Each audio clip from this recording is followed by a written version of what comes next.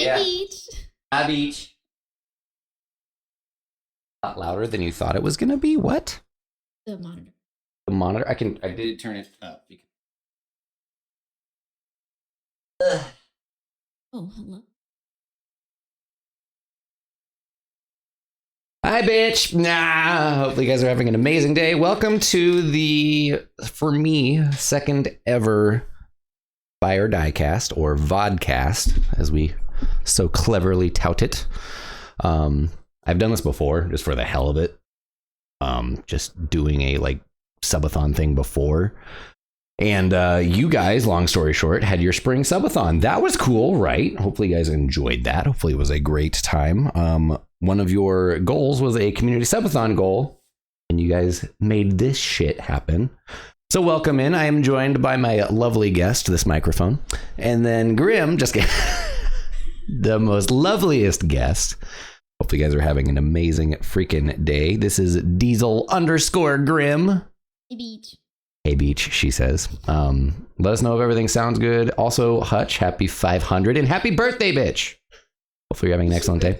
It's Hutch's birthday. May 1st is Hutch's birthday. And yeah, here we are. So yeah. So yeah, this is not going to be absolutely amazing as far as most podcasts are concerned, but we're going to be chilling and chatting for like an hour and a half to 2 hours, and it'll be amazing to me. I'll enjoy it. I'll clip farm it. I'll have fun with it and edit it eventually. But you guys wanted to talk streamer life and streamer shiznits. Again, we will not be interacting or interfacing with the chat whatsoever. So mods, please keep an eye on the chat. That would be fucking awesome. We won't be looking at it except for like occasionally if like I see someone and I want to say hi to them, like Hutch. I know today's his birthday and it's May 1st. So moderators, please keep it in check. Mostly it's just going to be us going back and forth. We're going to go through our kind of like talking points and our experiences with everything that's been going as far as streaming and streamer life is concerned. And then we are going to go to audience questions that you guys have asked in the Discord. You guys are able to ask questions in the Discord until we get to that section. When that section is reached, no more questions. We're just going to answer the questions that we have, and then we're going to go from there. So again, huge thank you for being here. Pixie, thank you for popping in. Clover, thank you for popping in. Thank you for the 30 months as well. I thought that you subbed recently, so I was super confused by that sub. Shy, hopefully you're having a good day. I can recognize your username, but I cannot read what you said from across the room. I apologize. I do have a laptop here that is also here, but Grim, how are you doing today? I feel so weird talking over the microphone at you, so it's like I need to find out how I need to sit better here. But Good. Tired, but I'm always tired. Yay. I'm a chronically tired bitch. That's why I was kind of feeling that. Like I slept super freaking hard, and I thought coffee would be a great idea. And I was telling you this beforehand. I was like, I'm gonna need to go to the bathroom. I know I'm gonna need to go to the bathroom.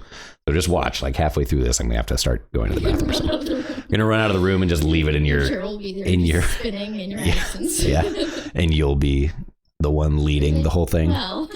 So we were talking streamer life, but half of streamer life is shitting, ladies and gentlemen.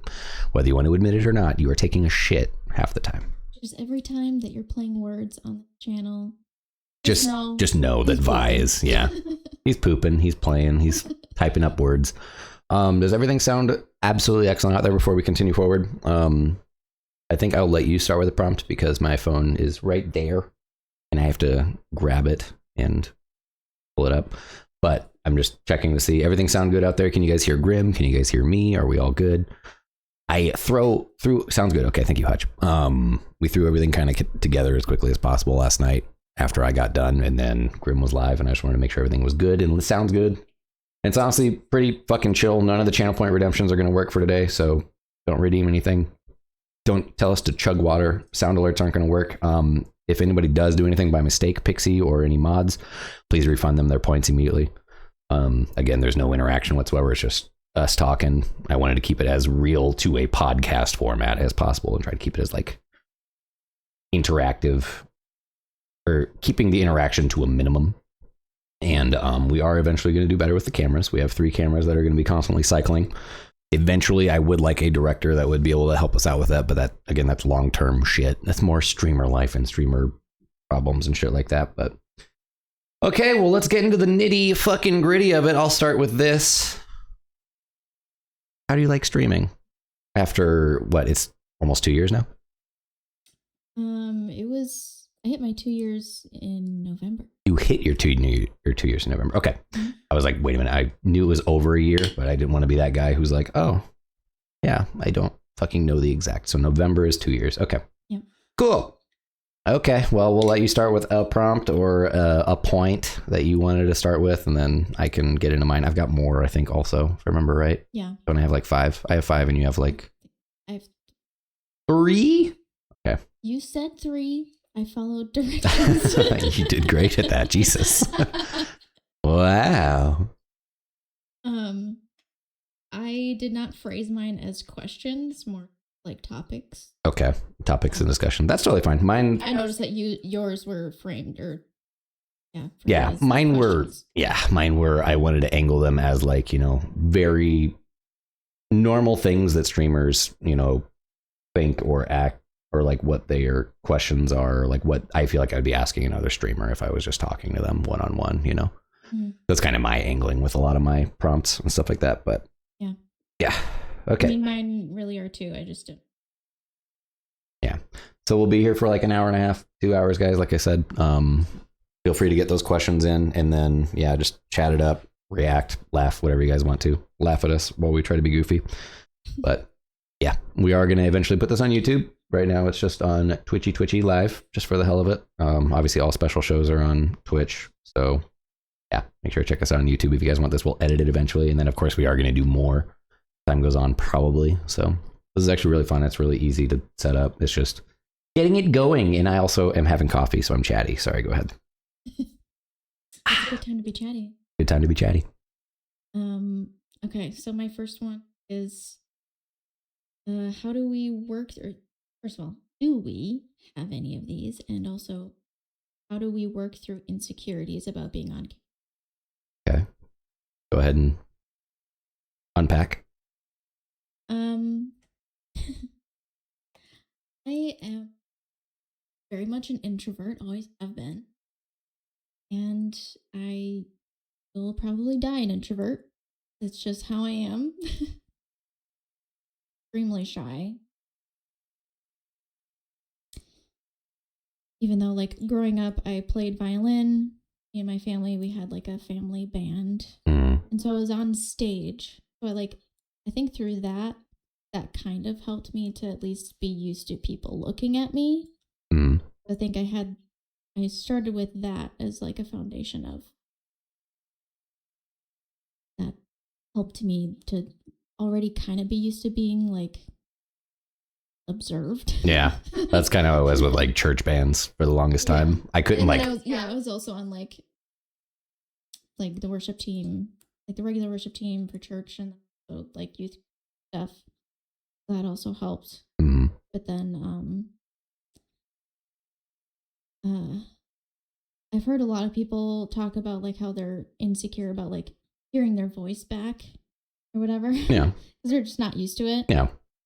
And like when I was performing, I was never like talking, and so I'm really not a public speaker. So Same. Still not. Literally still same. Not. That was where my point was going to go. Which is why I'm struggling right now. But I think like I was trying to think about this last night because of, putting these ideas together. I know I did TikTok before I started Twitch. I think that helped, but then I did a lot of like just Snapchat stuff. Yeah. I posted a lot on Snapchat before. Like shorts and were you doing like TikTok kind of short-esque snaps or? Basically, yeah. Okay, so just the same thing just over. Yeah, basically just shit posting on Snapchat for quite a while. How long has it been on Snapchat that you can like post publicly or like to not just friends? I thought that for the longest time Snapchat was like DMs, just private snaps. Or like you put on like your story that you're friends. What you're doing. Oh, they're out on the beach. Oh, all that fun shit. I was just curious because I don't know how long that has been a feature. It's been a few years. Okay. Because I could have sworn that Snapchat was literally just, again, DMs, and then the DMs just slowly, or they'll expire or whatever. So like it's just a limited time kind of vibe. To like pivot toward like more public stuff. Like you can now have like a public like there's like page. People can subscribe to you too, I think, and that's like how they kind of monetize. I don't know how Snapchat works. Yeah, so I don't really do a lot with it. I just like I post on there like when I'm going live or whatever. That's Same. mostly what I do now. All I do. It's kind of like I just use it for like updating people, basically. But yeah. Back to the point. That's how you started. I think the more you just do stuff like that and you hear yourself back and you see yourself in that context on a screen, like you just get used to it more and more. You just keep doing it until you stop caring. Yeah. There's no magic thing to do to be like, oh, now my insecurity is gone. Whoa, it doesn't exist anymore. You just keep pushing through until you just stop caring. Yeah. Or you don't care enough where it stops you. Yeah. Yeah, let me know whenever you're done. Sorry. I'm good. I'm trying to like keep myself. That's my neurodivergent in here. Just trying to practice restraint whenever you have ADHD and you just want to blurt is just the silliest thing, which is what I was thinking was going to be one of the weirdest, toughest things about doing podcasting etiquette. But I'm used to like radio, so I'm used to etiquette and giving people, and then also, games. So I like doing call outs and giving people space to make call outs and stuff like that. So you got to keep the radio chatter to a minimum. Okay. What was the prompt one more time? Working through insecurities about being on camera. Okay. I don't give personally in my own journey, like streaming really wasn't ever that. I really don't care too much about being on camera. I know we've had conversations in the community with like Pixie and stuff like that about people harassing her because she's not on camera and stuff like that. I personally, just like you, I got in like church bands and started playing in bands and like being on stage and stuff like that. I'm more comfortable with an instrument in front of me than I'll ever be with a podium in front of me. I can't public speak for shit. I freeze up, I lock up, I sweat, I just get weird. And I'm sure like over time this might help that. But streaming is a little different because it's intimate. You get to control everything. You get to control what the people see, what they hear, what everything. Like you get to literally control whether or not you're on camera, whether you have a VTube, whether you're a PNG, whether you do anything like that. So there really wasn't ever any super insecurities. The one thing that I feel like more so insecure about more than anything when it comes to streaming is my expectations. That's where I feel like I have the biggest problems because, again, like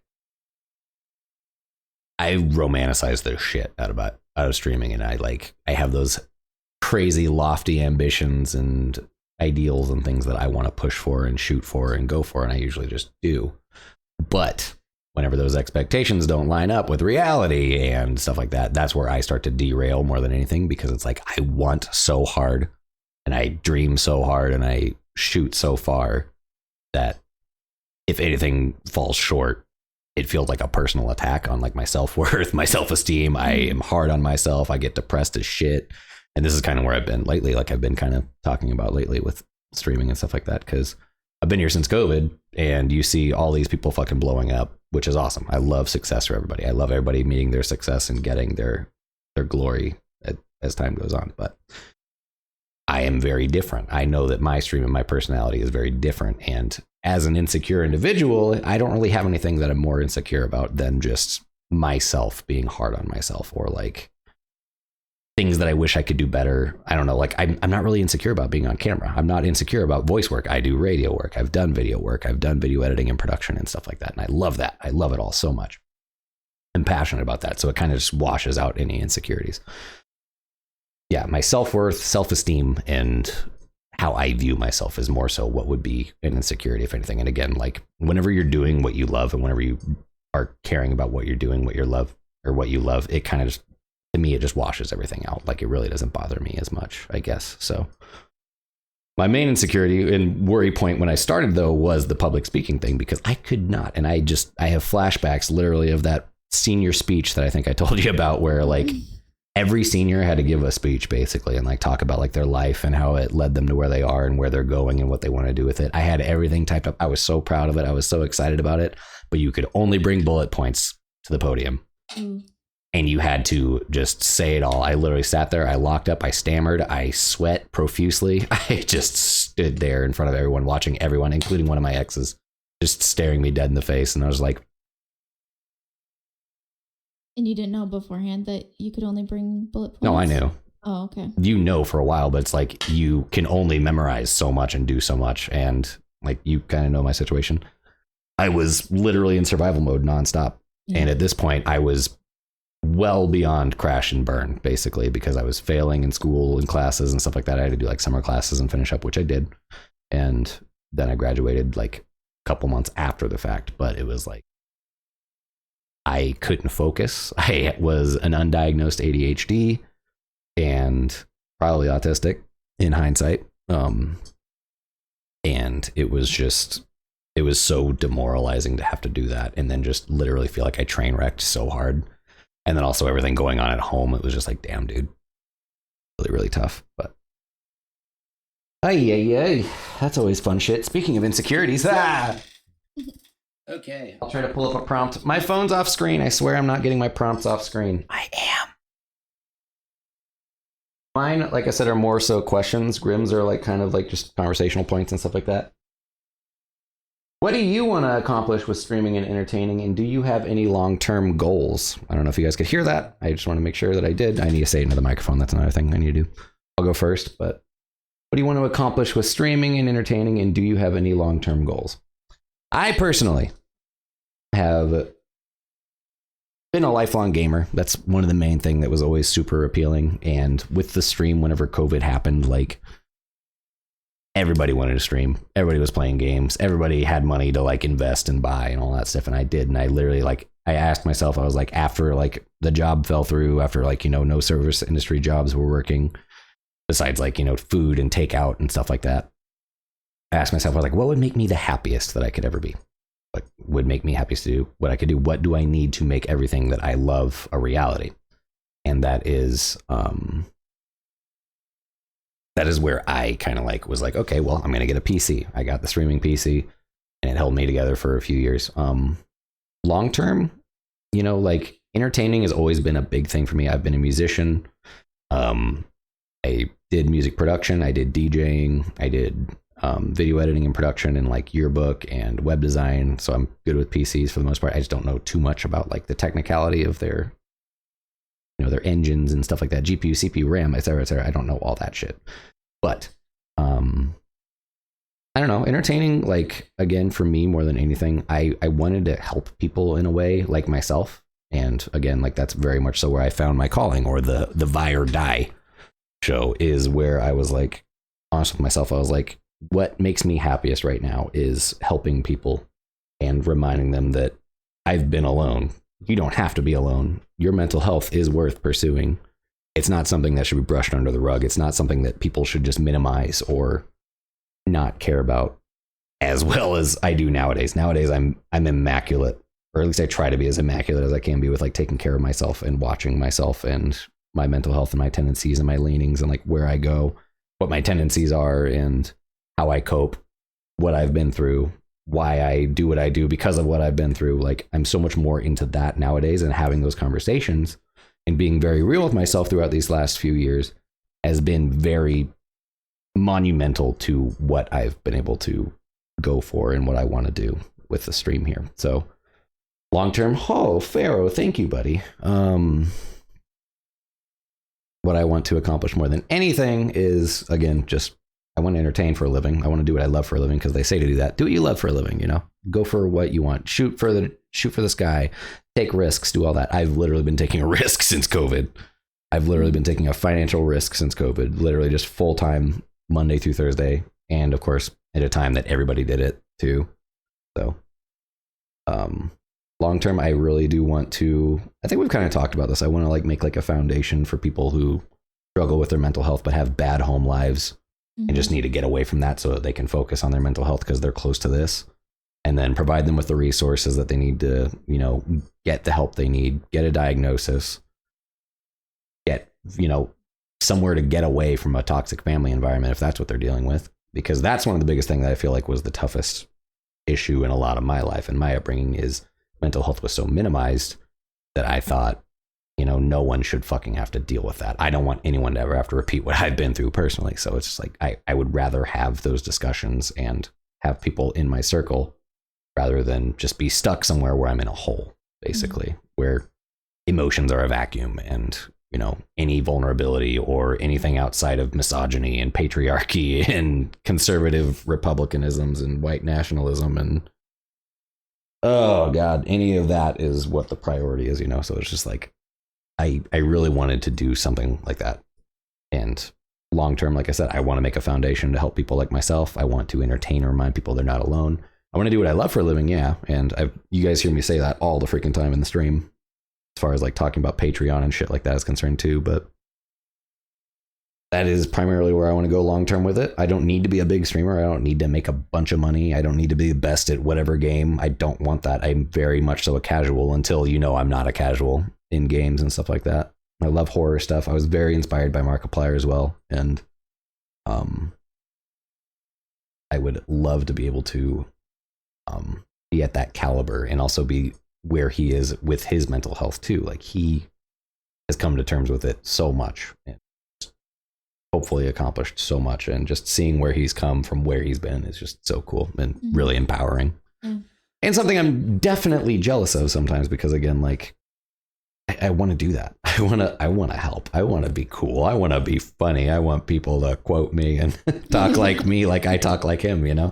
And I don't know, he just seems like a great guy too. And that's the other thing that with streaming, I don't want to be one of those big streamers that's just so arrogant and so full of themselves or selfish or not selfless, because you aren't what you are unless you have that community, unless you have those people and stuff like that. So again, sorry. I expounded a lot, and that's, yeah. Let us know if you're awake out there, guys. Thank you for hanging again. Let me get back to that prompt so I can get to you now. What do you want to accomplish with streaming and entertaining, and do you have any long-term goals? You can come to me. You can come to me. Well, my number one goal and team life, and my entire life, the number one dream of mine is music. Making music, performing, like that's like if someone were to ask me, like, if there's one thing that you are on the planet for in this lifetime, like what would it be? It'd be music. Yeah. Well, we should make sure we push you a little bit more onto that sometime soon. Not like to interrupt, sorry. No, you're good. We should do that a little bit more. Or get you into there a little bit more, at least streamline the production side of things. I'm going to be doing some production as well here in a bit, so. But like, and like, my goal with like streaming, for me personally, is just creating a space where people can find me and find all the, because I don't just do music. I mean, obviously. Yeah. But I have several different interests and things that I'm decent at or good at, and Twitch is just a great place to be able to do any and all of those things in one place.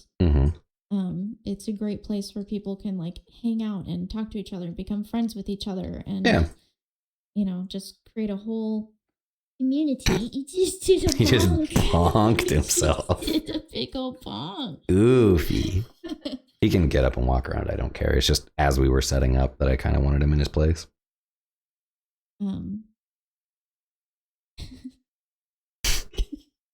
He's so cute. He's a baby. Just a baby.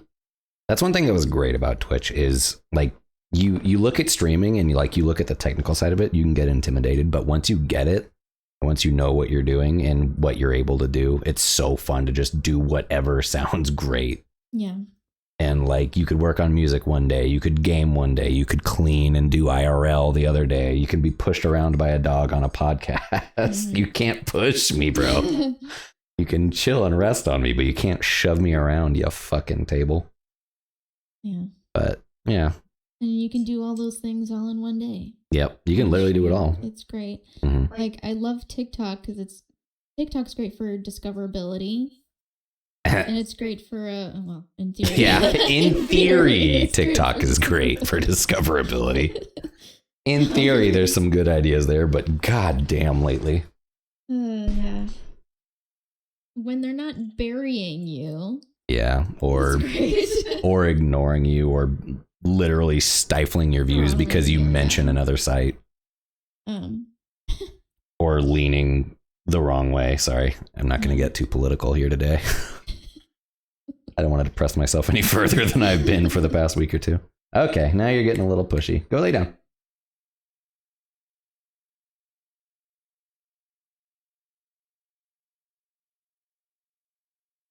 You don't have to pause. You can keep going. Sorry. Just making sure he holds the command. Oh boy, he saw the eye contact. The second I do that, he's like, oh, he's serious. Better not. He knows. He doesn't want to get reprimanded.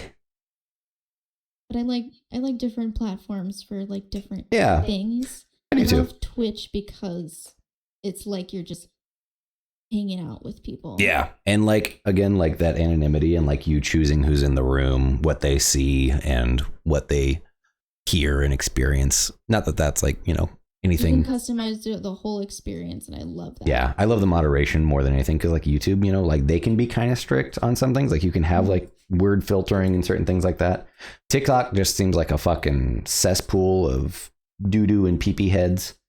And Kick just sounds like a cesspool of fucking pieces of shit. I don't even want to touch I don't even want to touch Kick. Kick just sounds awful, especially if they tolerate drunk driving streams. Yeah, those. And public nuisance streams. The second that I heard that those were like the founding things with Kick, I was like, I'm never touching that shit. Yeah. It sounds awful, and it sounds cool that you can monetize so easily and so quickly, but fuck that. If they're going to support that platform, I don't want to support that platform. No one should be platforming people like that, but sorry. Back to your...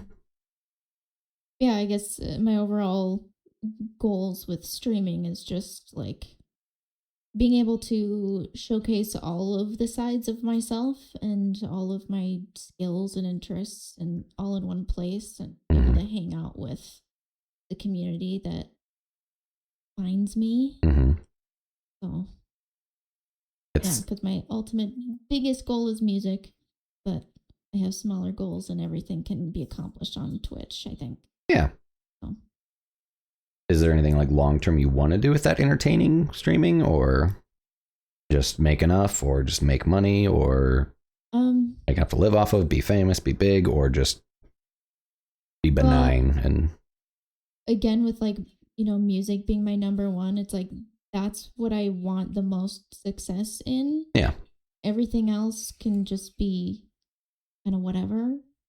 Yeah. I mean, I'm hoping to be able to support myself off of like Twitch or, you know, TikTok, whatever, the combination of the Frankenstein that I build of whatever I do. Yeah.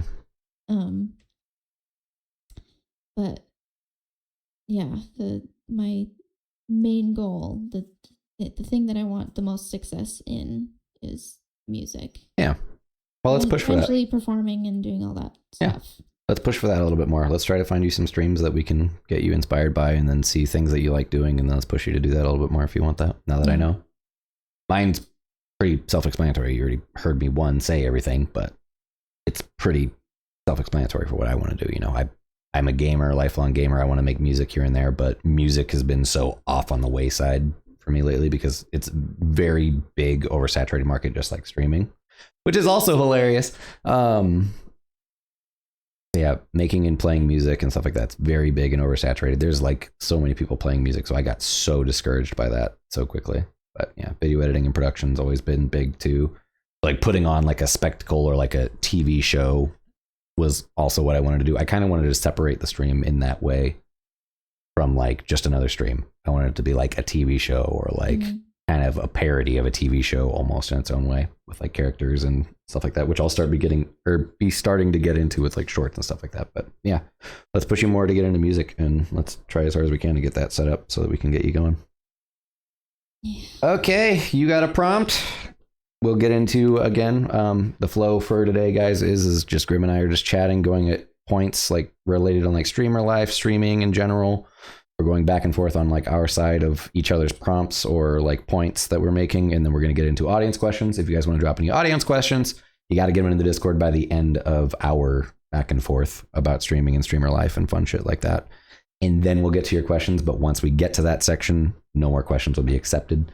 So get them in as quick as possible. We're trying to keep this within like a 2-hour time frame, but we'll see how time goes. And honestly, I don't mind chatting. I love chatting. And honestly, this is things we're both passionate about. This is what you guys wanted to talk about. This is what you guys voted on for months to do. So I wanted to do it. And if you guys like the Vi or Die cast or the VOD cast, we'll try as hard as we can and maybe do it more or try to have more time to do fun stuff like that. Maybe do it like a month or something like that. Maybe. We'll figure it out. It's a big setup and I don't like moving my setup very much. So it'll be as often as I can allow it. And I'm trying to do that more with like my subathons and stuff like that, trying to like space things out so that, again, it's nothing outside of my comfortability, but just letting you guys know. Hey, Estrella, hopefully you're having a good day. We're not really interacting with chat too much, but if you have any questions for us, Grim, and myself for streaming or streamer life questions, drop them in the VIP chat in the Discord. I don't know if you have a VIP badge, Estrella, in the Discord. You should. If you don't, a mod should be able to give you one. Otherwise, I can, and then you can drop a question. But today we are doing a podcast, quote unquote, or a vodcast, Vi or Die cast. Grim and I are talking about streamer life, streamer culture, streamer everything we've experienced in our entire years of going for this. Hope you're having a good day as well. Thank you for stopping in. Sorry, I'm trying to keep it like very podcasty, so it's just between us, and I'm not trying to interact with chat much. But yeah, thank you for being here. Hope you're having a great week. Good to see you. I haven't seen you all week, so hopefully you're doing good. All right, what's your next prompt? Or was that? Yeah, it's your prompt now. Yeah, so my next prompt is kind of similar-ish to what we sort of just touched on.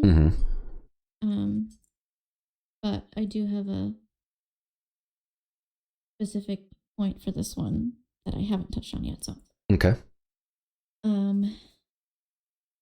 Finding your niche and like growing comfortable with that. Mm-hmm. What was that? The prompt is finding your niche.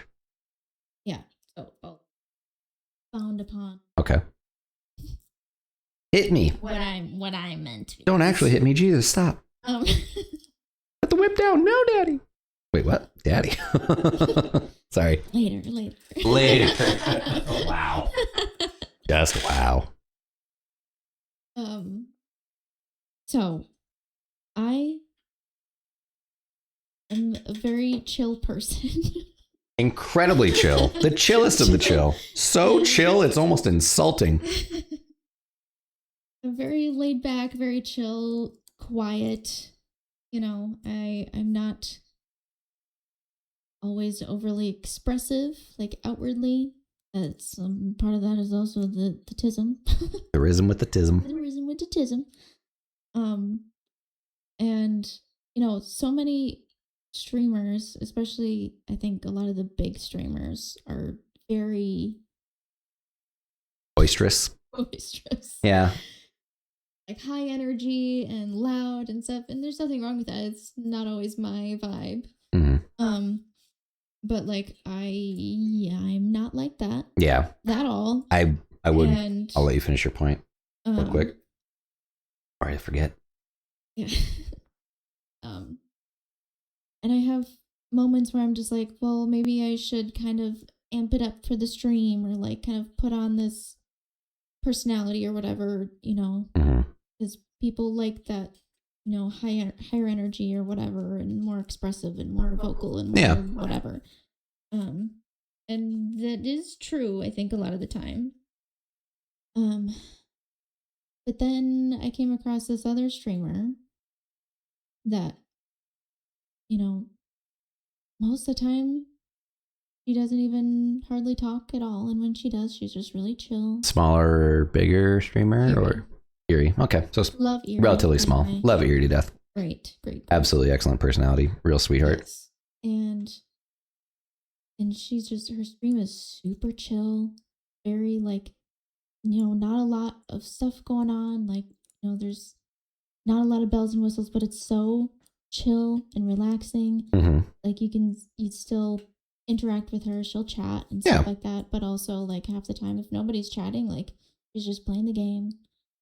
And she's one of my favorite streamers. Yeah. And I like that chill vibe. I like that. And there's an audience Mm-hmm. for that. And that helped me realize that I don't have to try to be someone that I'm not. I don't have to try to put on, this energy or vibe or personality that I don't have. Yeah. Because that's also just not, you can't keep that going for very long. No. And I already am in burnout all the time, pretty much. So it's like that takes extra energy that I just do not have. That's, yeah. And also, like, people that like that are out there and they'll find you. Mm-hmm. So I just have to remind myself, be yourself. Yeah. And your people will find you. It goes into that point really quick. I'll just kind of tack this onto there because you already kind of touched on it. The people that are boisterous and loud and animated and colorful, more often than not, are just playing into it. They're playing into the reaction, the clip, or to be funny. There's nothing wrong with that. Exactly. It's part of entertaining. And that I feel like also comes in time. Not saying that you are going to do it in your stream or you have to do it in your stream or anything like that. It's just, again, you will always go out for what you want. That is 100% awesome. That is great. That is hopefully, what will work for you and what will take off for you. Again, nothing wrong with that at all. The and people also, that like, do the more that, I do it, the more comfortable I'll be. And when I'm comfortable around someone like IRL, like I get more expressive and whatever. I want to do those kinds of things. Or like, for example, like I want to be playing horror games at the caliber that we play Lethal Company, basically, where we're playing to be funny, make funny fucking moments happen, give everybody a chuckle and a laugh, and again, ultimately entertain. In that case, that's what it is. It's so fun. Exactly. So it's like whatever makes you come alive will make your energy follow, and like whether your energy is chill, whether, it's big and boisterous, whether it's loud and goofy, or whether it's just quiet and reserved is entirely up to you as the streamer. You don't have to be what everybody else is. And no one wants everyone who's a copy of a copy of a copy of a copy of a copy of a copy. Mm-hmm. You being your authentic self and finding your niche and like being who you are is that. It's literally just that. So you're well on your way with that. I myself am personally the niche of scream and make funny joke and do silly, goofy expounding and just try to draw out the joke as long as I can, horror kind of guy. Like that's almost always going to be my niche, which is hilarious because I also play shooters and I'm also very addicted to a shooter right now. And then before that it was Arc Raiders. So it was like fun little social shooter, but now is just the more I look at Arc Raiders, the more I'm just like, God damn, dude. It's really fucked with the extraction shooter genre because now we have everybody who's like, I'm friendly. This isn't Arc Raiders. Go back to Arc Raiders. Are you lost? This is marathon. We shoot on sight and make angry words at each other now. But total joke. But yeah, I think like finding your niche is always great with streaming because again, like we need diversity in streaming space. And it kind of also goes into like, I was kind of talking with you about this last night with like big streamers, big streamers back in the day, they were really, really, really fucking good at this game. Ninja, really fucking gigantic in Fortnite because he was just fucking great at Fortnite. And he just said goofy shit. Now he's just a ragehead old dude who's gone 18 plus and he just pisses and moans about everything. Everybody knows Ninja's a crybaby and shit like that. So, and then there's Shroud, who's just a top-notch shooter, literally just, chillest fucking guy in the entire room, but will fucking destroy you in a first-person shooter, and he's been around doing that for the longest time. They have their niche. They've been established in their niche for the longest time. And that's where like big streaming and like modern streaming is different because whenever COVID happened, everybody's niche was everything just exploded. They started doing like hot tub streams. There started being more art streams. There started being more IRL streams. There started being all these different branches of streams rather than just gaming. So everybody found their niche at such a rapid pace that streaming evolved and exfoliated so much beyond just this person's good at this game, watch them play this game on Twitch. And then, all the various sites and then clips and stuff like that from wherever. So finding your niche is very, very, very important. And again, very good that you already know what you want to do and what your goal is for it. So just keep on shooting, growing, and building for just that.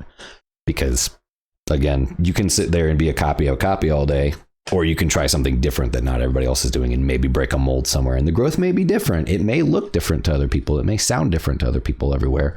And that's where I am with the Buy or Die show too. But it's very important that you are comfortable and happy with what you cultivate and what you grow and what people you run into, because again, the right people are going to find you. Mm-hmm. You don't just want every little fucking lick spittle on the internet who's just being toxic in this chat because it's funny and then going to this chat and then trying to be a respectable conversation. But like, yeah, that's just me personally looking at people with that. But again, like the anonymity of Twitch, the chat being the chat, you know, there's so many different nuances with that in particular. But yeah, this is good. I'm glad that you have the game plan. You just got to keep on trucking and solidify into that. Energy. Yeah. Have you tried crack? I'm just kidding. I was going to say, have you tried crack, but it was just a total joke. I better not. Coffee gets me energy, and that's what I love about it. It makes me so chatty, and that's why I love it like right at the beginning, because I just chat right at the beginning for my streams. And that's also my niche because it's a mental health checkpoint too. You know, like I want to make sure everybody's doing okay. If you need to talk about something, we're, you know, brothers, sisters, however we identify, that just want to know you're okay and be happy that you exist and get to know you. Like being able to see Hutch all the damn time is great. Seeing Estrella here and there is great. Seeing Clover here and there is great. Seeing Pixie every day is great.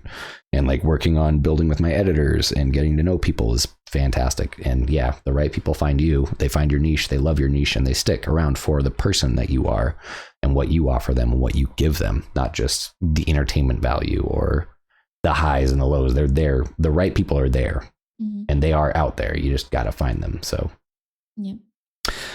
Do you have anything more to expound upon on that? I had a thing for a second, but it exited my brain. Was it about boisterous or? I think it. You were talking coffee and energy. Yeah.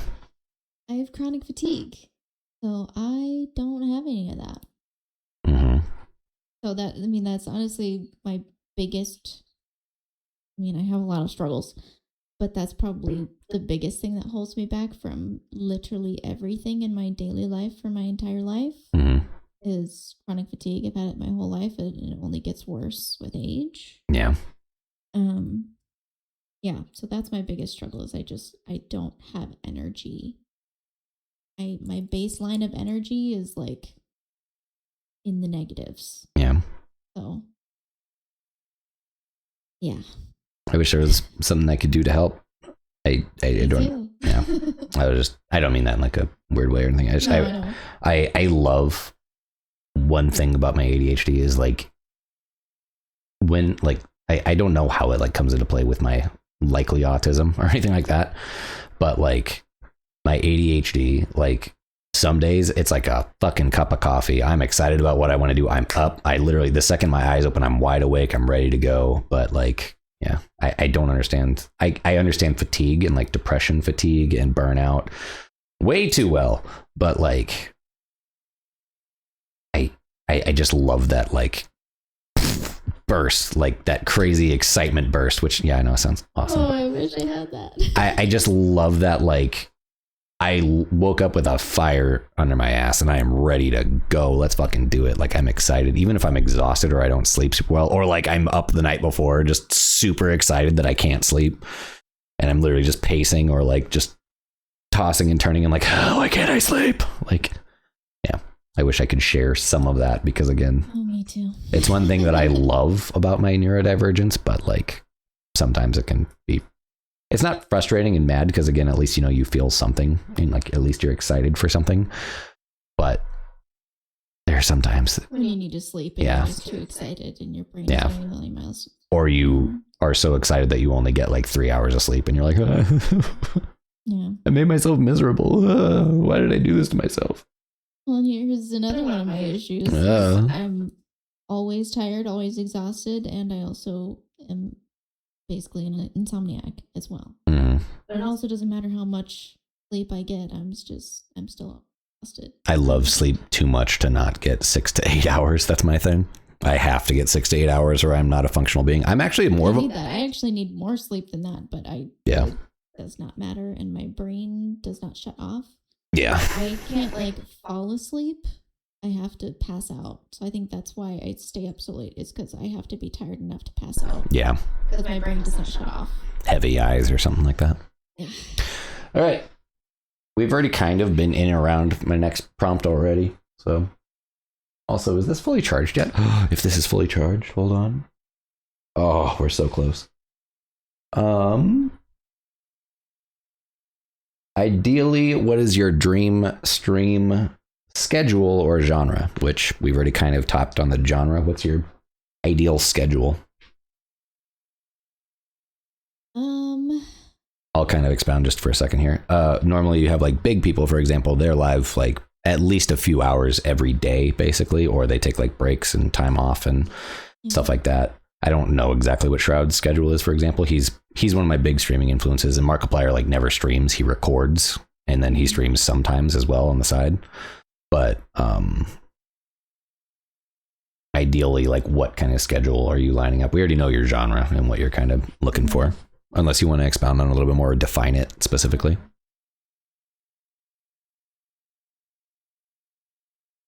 I don't really know what my dream schedule would be, because it's like, I would like to stream more, but then I also realize I have a house to keep up with, and I already struggle with that. So it's like if I cut that time down even more, that might be harder. You know? I don't know. Schedule that I have similar is probably the best. I would like to stream more, but I don't know how realistic that would be. At least for now. I mean, eventually, hey, if we're making enough where we can hire someone to keep the house clean, that would help massively. And then I'd always be able to do almost whatever, but those are a little bit. I struggle so much with all that, and it's a little. Day streams help, because then that sets aside A day. And also like the body doubling like actually helps me to stay on task. So that does help me. So I might do more body doubling type streams just because that helps me. And then I'm also, technically doing more. So checking out the camera. Yeah, I thought he was gonna like look right at a camera. Looking at two different cameras. That would have been great. Hello. Right, hello. All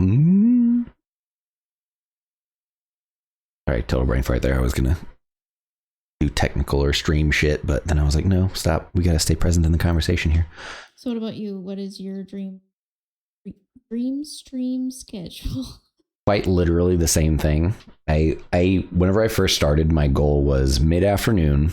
People are getting off work or like getting around to being around after work or hanging out. Put them to bed, just tuck them into their little bed, give them a good chuckle and a little smack on the butt, and then send them on their way. A little kiss on the forehead. A little kiss on the forehead, tuck them in. That's my usual thing. And then when I was first starting, I wanted to go as hard as I did back in the day. Now, back in the day, I would stream 12 to 15 fucking hours, pretty much full on, just keep on going, don't stop. And also my body was totally fine with it. Nowadays, no. Nowadays, I am like, ideally, 7 for a while. I'm probably going to because of the last like week or two with like my mental health and stuff like that, I'm probably going to just settle into like 7 to 9 hours for Monday through Thursday as per usual for now. Because again, I'm trying to get more radio station stuff, more videography stuff, trying to leave myself some spoons on the weekend to be a human being. And you can't fucking bulldoze like I forced myself to back in the day and still be kind of sane and still have a life outside of it all. And like you said, like get to things like around the house, or again, take care of yourself, or ensure that you are set up for success in every avenue rather than just that. So, okay, you're getting a little pokey, buddy. I want to make sure that headset's not falling off. Can you like push it towards that hook? That's the one thing that I was gonna. Okay, go lay down on your bed.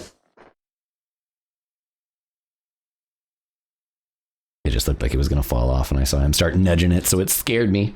But yeah, relatively same schedule for me, same genre. I love horror stuff. I almost always will love horror stuff, so I'm gonna be that one guy who's trying to cut a joke while being scared shitless, almost always, and then just try to again share mental health and then variety and shooter and stuff like that in that order.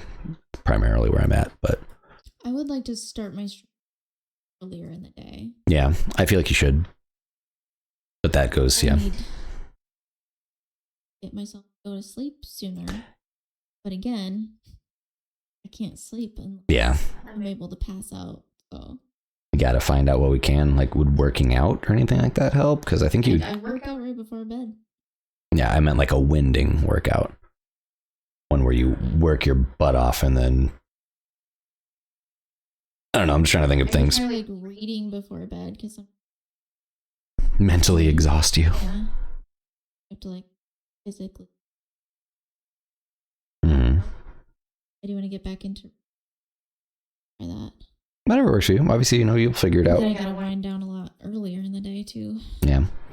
So yeah, probably starting earlier wouldn't be a terrible idea. I only bring that up because, again, as like myself, a streamer or like content creator, I thought of the time frame. People are going to be getting off work. People are going to be going to bed. People are going to be getting off of work that I used to work with. That was another thing. I wanted to be live to be able to know my friends and see my friends during COVID and stuff like that. So I would stay up like 12 plus hours when they were getting off work from like bars or restaurants and stuff like that. And yeah, a lot of great that ended up being because everybody just disappeared. So a lot of the service industry and a lot of people that I had pre-COVID just completely ghosted. So like that whole staying up all fucking night, which I didn't hate, because also that's also lurking, like you get people that lurk or have been from the beginning of the show into the wee hours, like they're lurking, and that's support. But then Twitch changed how lurks work, and Twitch changed all that because of people at the top fucking view botting themselves for inflated views and the people that were sponsoring them for inflated views. So it's like now even lurking doesn't really fucking do anything. You have to interact with the stream regularly. You have to fucking, like 1 or 2 times, and then you can lurk for, I think, like an hour. I don't know what the whole thing is, but it seems like from what I've been able to gauge, you have to engage with the stream once or twice.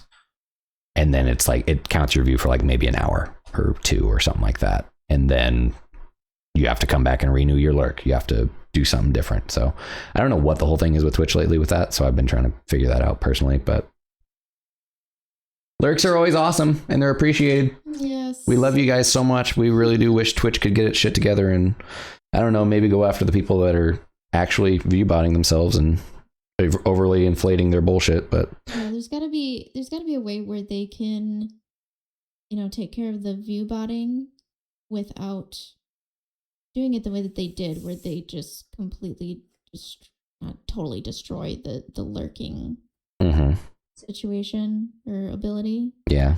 But really, really making it a lot harder, especially for the smaller streamers. We rely a lot on our lovely lurkers. Yeah, lurkers are honestly what save it more than anything. And again, it's just incredibly frustrating that not a lot of people can fucking get away with that nowadays because it's just like that. So I just realized I didn't add a stream together invite to you, so I'm gonna do that really quickly on my PC, and then you can accept it on yours. But just give me 1 second to do that. You want to get to your next prompt while I do that? 1 second, guys. I'm just gonna add Grim to the stream together. Thank you for hanging out. Love you guys. Ugh. We have already sort of touched on this a little bit. Getting lucky plus / versus making shit happen. 2 big parts of, quote unquote, making it. Yeah. In really any type of content creation kind of space. A lot of it is literally just luck. But also a lot of it is a lot of work and making shit happen. And, yeah. Doing the networking and, collaborations and, posting on every single platform that exists. Yeah, nonstop, 24/7. Algorithms. Learning how to work on each platform. And, just doing all the things. Obviously you can't really do much or really anything about the luck part, but I'm struggling with the making shit happen part because I'm in autistic burnout and just general burnout and same. and and just generally no energy. Yeah. So I struggle with everything, especially things that I don't have to do. Mm-hmm. Like I have to, feed myself and my dog, and I have to keep up with the house, as much as I can.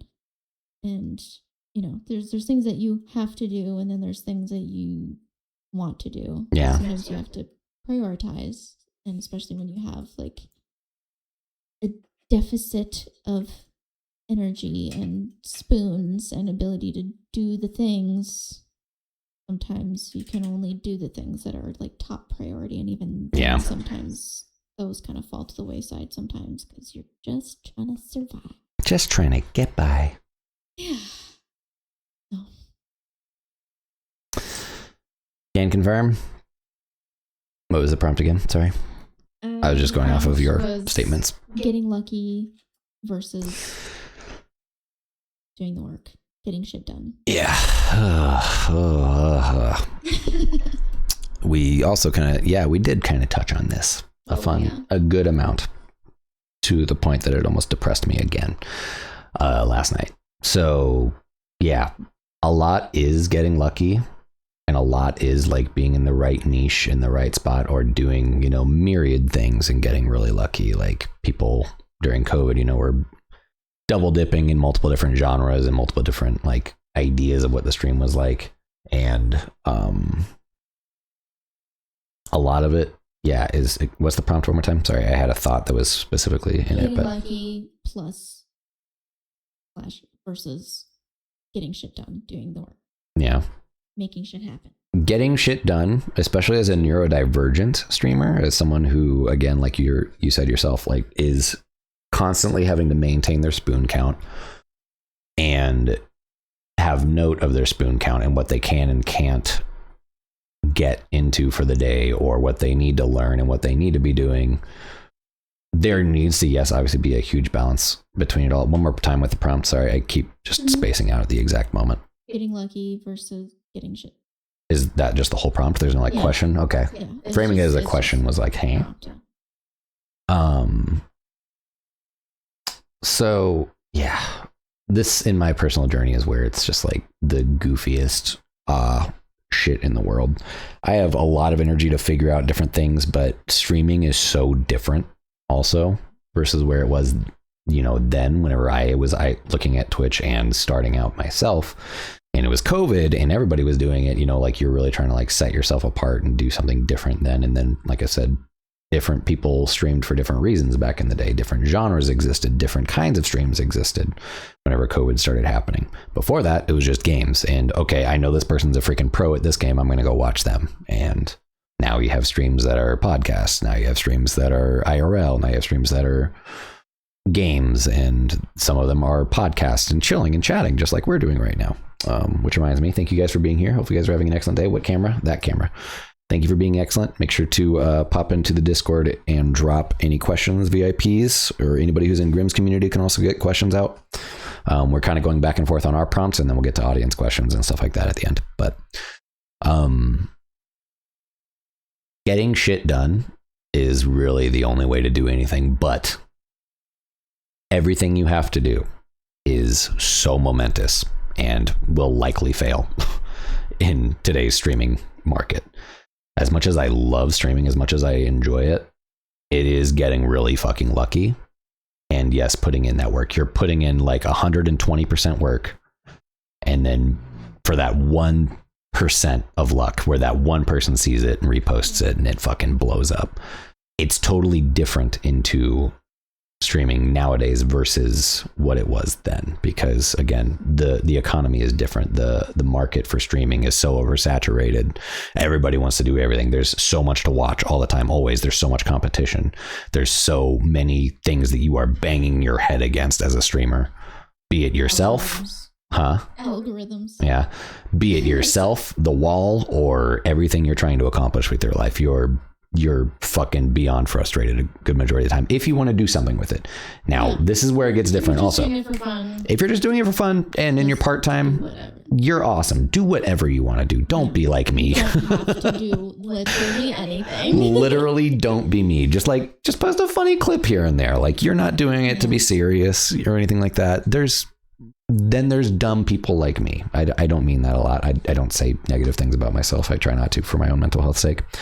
But don't be like myself, who just went after it in COVID like everybody else, literally just a freaking guppy in a big ocean, basically, just trying to flounder my way to success and happiness with no fucking plan. Literally just jumping right in. This is what I love doing. I want to go after it. What do I need to do it? All right, I got it. Let's go. And then just, hoping, which again, this also kind of goes back into what we were saying, the right people find you and the support builds over time. Each community is different. Each niche is different. Each stream is different. Each personality is different. You find the right people and you grow and you build. Awesome. But the balance between get shit done and getting lucky nowadays is so weird and so askew. Like, you never really know like what could do or what's what. So it's like, it's nice to just scattershot as someone who just wants to do what they love and wants to share what they love with the people they love and grow from there. Like I said, it's a weird balance because nowadays streaming is so different and so diverse, and there's so many different things that people could be watching. And again, you have to compete with Netflix, you have to compete with YouTube, you have to compete with Hulu, you have to compete with Amazon, you have to compete with a billion other streamers. Like, it's really hard to not get lost in that sauce, because that sauce in particular is a very thick sauce, and you are going to be there for a while trying to digest everything, which just sounds hilarious that I'm just talking about sauce and shit like that. But I don't know, like, streaming is so different, and the luck factor was not as big as it is now. Now, for anybody who's not a big top 0.5% streamer, good luck. Like, just get in, do the work, hope for the best. That's really all you can do. And then maybe you'll get one game clip that goes viral, or one creator sees it and it's like, oh, that person's fucking great. Like, for example, like Peanut got huge with Ark, because Shroud saw him and was like, okay, this guy's fucking funny. And then he worked with him, and then he blew up, and now Peanut is synonymous with Ark, which I detest. I don't care for Peanut personally, but teach their own. You guys watch or listen to or talk to whoever you want to. Just not my vibe. And that's kind of with the stream thing too. But nowadays, like, the getting lucky factor is a shred of what it was versus the work you have to put in. Like, I suck at networking, for example, and we've kind of talked about this, and we want to talk about this with other content creators that are actually good at networking. I suck at networking so bad. I am terrible at it because, again, I have to manage my spoons on the weekends. I need to recharge so I can get my energy levels back up and be ready to socialize again all week, Monday through Thursday. And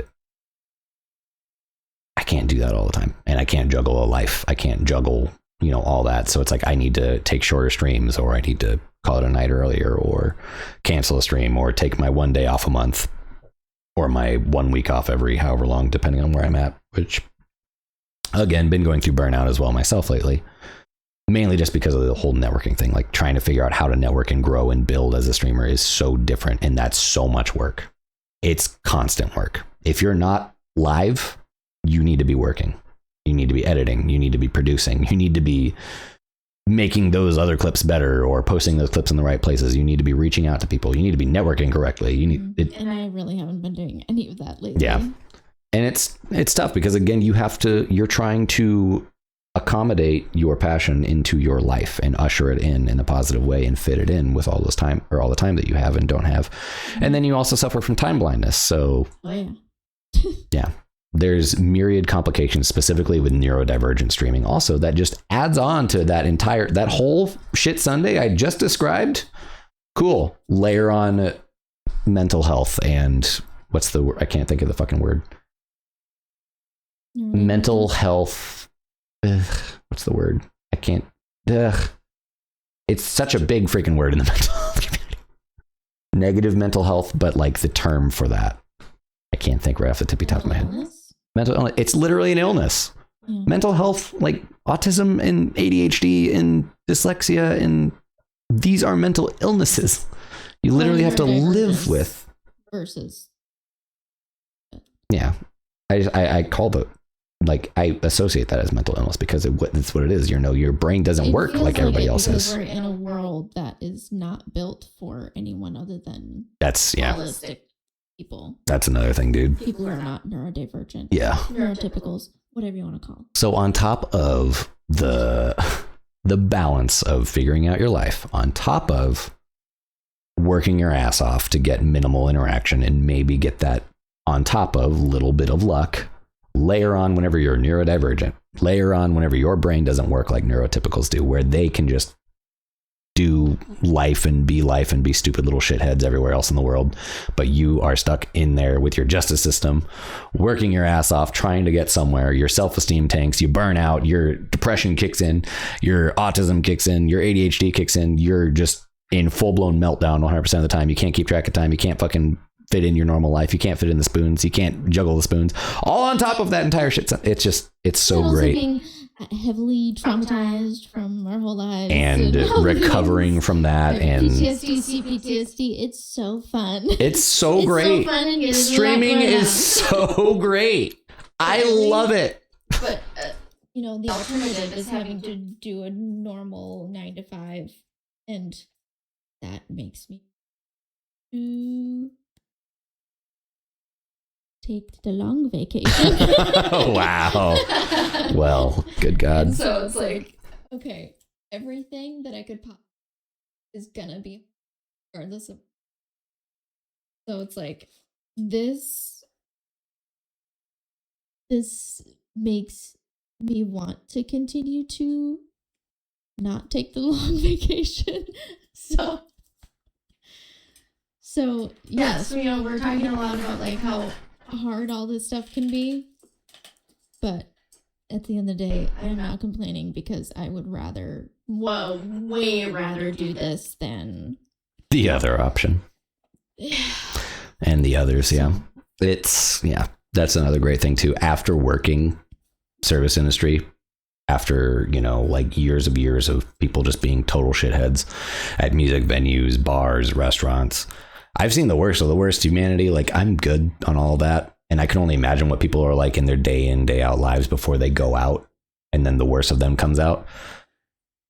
I would much rather entertain and do what I love for a living and be at peace with that and the struggle than ever fit into a 9 to 5 or ever be a freaking desk jockey who just literally works himself to the bone just to be not rewarded in this system that is the American economy also.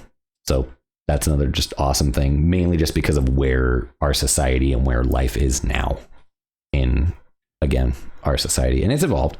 Streaming has evolved again, which is great. But, oh my God, I as a neurodivergent who is just, again, trying to do what he loves for a living, and as someone who sees the world as it is, unfiltered, totally just depressing as fuck all the damn time, this is much better than losing out on that, and missing those opportunities that I'm not shooting for, because I'd rather be shooting for those opportunities and be able to say that I helped somebody than the other option, just not doing it or fitting into the mold. CEO more rich. Yeah, as we literally tank in our poverty and make not even enough to make ends meet, or like be in a thankless job where you're just a cog and then you're replaced.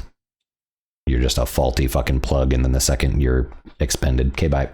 Like, it's thankless, and that's also human existence as well. But again, it's not our field, luckily, not our pig, not our farm, so we don't have to worry about that.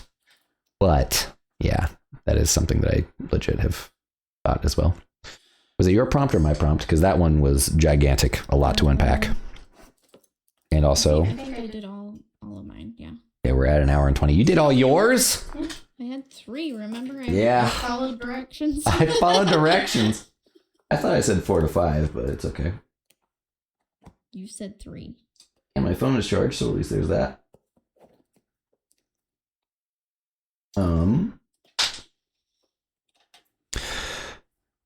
What does streaming do for you that you can't replicate or get anywhere else? Which we already talked on that. It's finding the right people, and I just did it for you, D. What's that? It's the community and the way that you can interact with them. Yeah. The interaction, the interaction is very different. It's very unique, and it varies per stream, which is cool. Moderation's great on Twitch too, because you can pick who is there and decide who is there, and then just be like, okay, bye. No, like actually, I'm good on you.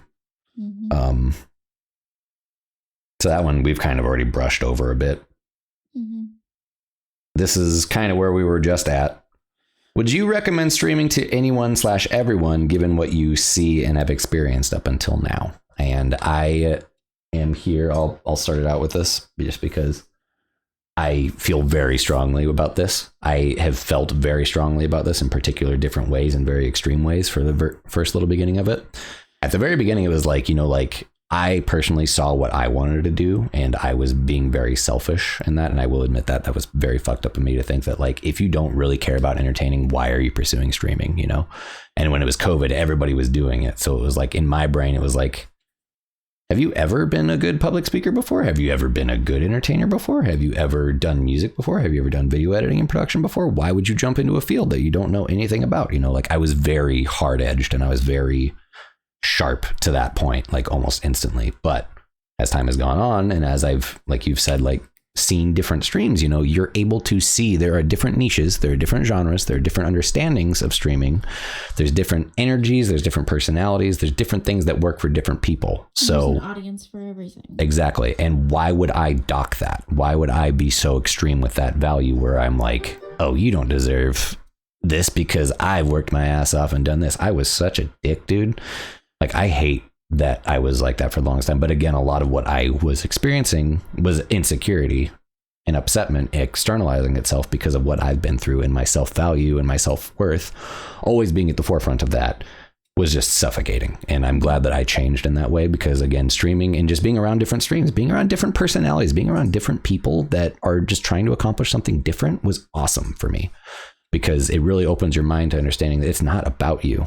Like, we're all trying to do what we love together, and it looks different for everyone else. Because everybody is different, and that, their stream is going to reflect that. And exactly. Cool. I like to see streams as personal extensions of that person as time goes on, because you get to see how the show either evolves, or their stream evolves, or how their personality evolves as they get to know people, how they get to be stronger individuals and be better. And I love that so much. I love that so much for myself too in my own stream, because again, that growth alone of myself, not just being this freaking curmudgeon who's a stuck up prick about everybody else's stream, when it's really just jealousy, because I want to be successful too. And I worked my ass off to get to where I am, and I've worked my ass off in thankless jobs to get to where I am and all that shit. Like, just because, like, you learn a lot about people and yourself from streaming, which is why I love about it. And in that case, I do recommend it for a majority of people. If you want to entertain, if you like being on camera, if you like playing games, if you like doing things, like, I would just don't do what I did. And I say that multiple times at this point. Don't do what I did, where you just balls out it, where it's just the only thing you do. With all these expectations, and just think, going to be disappointed. Don't do it to be big. Yeah. Don't do it to be the next person, because one, if you're going to be like the next Shroud, you have to be fucking amazing. You have to be a top-notch shooter who has reflexes like that, who just fucking kills it and is just calm, collected, and just has a really fucking awesome personality and just chills like that. Be you and who you are whenever you stream. Like, don't try to imitate. Don't be a copy of a copy of a copy of a copy. Don't just do what everybody else is doing. Like, try to break the mold, but go for it if you want to. If you have the desire to do it, and also your friends are going to be there too. Like, whether or not you want to do it or not, at least you have the friends there, and at least you're doing what you love and having fun doing it. Do it to have fun also. Don't do it like I did to fucking make ends meet, because the reality of that is 6 years down the road, you don't make shit. You work your ass off for that one tiny shred of a fucking piece of luck that you're going to blow up somewhere, or someone's going to notice, and it's going to just cause you this myriad waterfall. We're all just like literally all chipping away at the fucking cliff, basically trying to find that one spring of water that turns into a gushing torrent. But the reality of it is just like, you're not gonna. So yes, stream, go for what you want to, if you want to. Yes, it's oversaturated. Yes, you might not make it. Yes, you might not get lucky. Yes, it's fun. Yes, it's great. Yes, you'll find great people. Yes, you'll love it, as long as you're having fun and focusing on having fun in the moment rather than that. But it's, yes, I will say it's also not for everyone too. Yeah. So like in that same breath, I want to say that too. Like it's not for everyone, but it's not for everyone. It's just, you have to go into it with right mindsets. You have to, for anyone, but not necessarily everyone. Yeah. But that's up to you. It's entirely up to you to know that about yourself. Yep. And then know what you want to do. And then be realistic with yourself, unlike what I was. I was not realistic with myself right out of the gate. I very much had ambitions, intention. I saw where I wanted to stick my mark. I shot my shot. And here I am, stuck hoping that this takes me off and around the moon or something like that, so. Mm-hmm. All right, your turn. Let me reread the prompt for you. Would you recommend streaming to anyone/everyone, given what you know, see, and have experienced up until now? I just remembered something I could get into also there, but sorry, go ahead. I mean, yeah, like I already said, like, it's something that is for anyone, but not necessarily everyone. But again, that's for you, the individual, to figure that out or know that about yourself or find it out by trying. Big emphasis on managing your expectations, being easy on yourself. Yeah. And just know and understand that, like, when you see someone else's success, like, you're only seeing, like,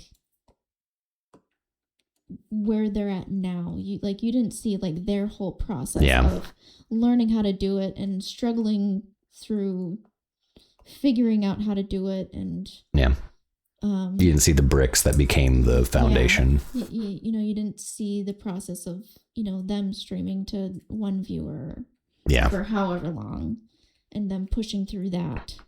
And, you didn't see the process of it not looking like it's working for however long they stuck it out for. Yeah. Before either things blew up or, maybe it was a slow burn, a slow build. A lot of times it's kind of both.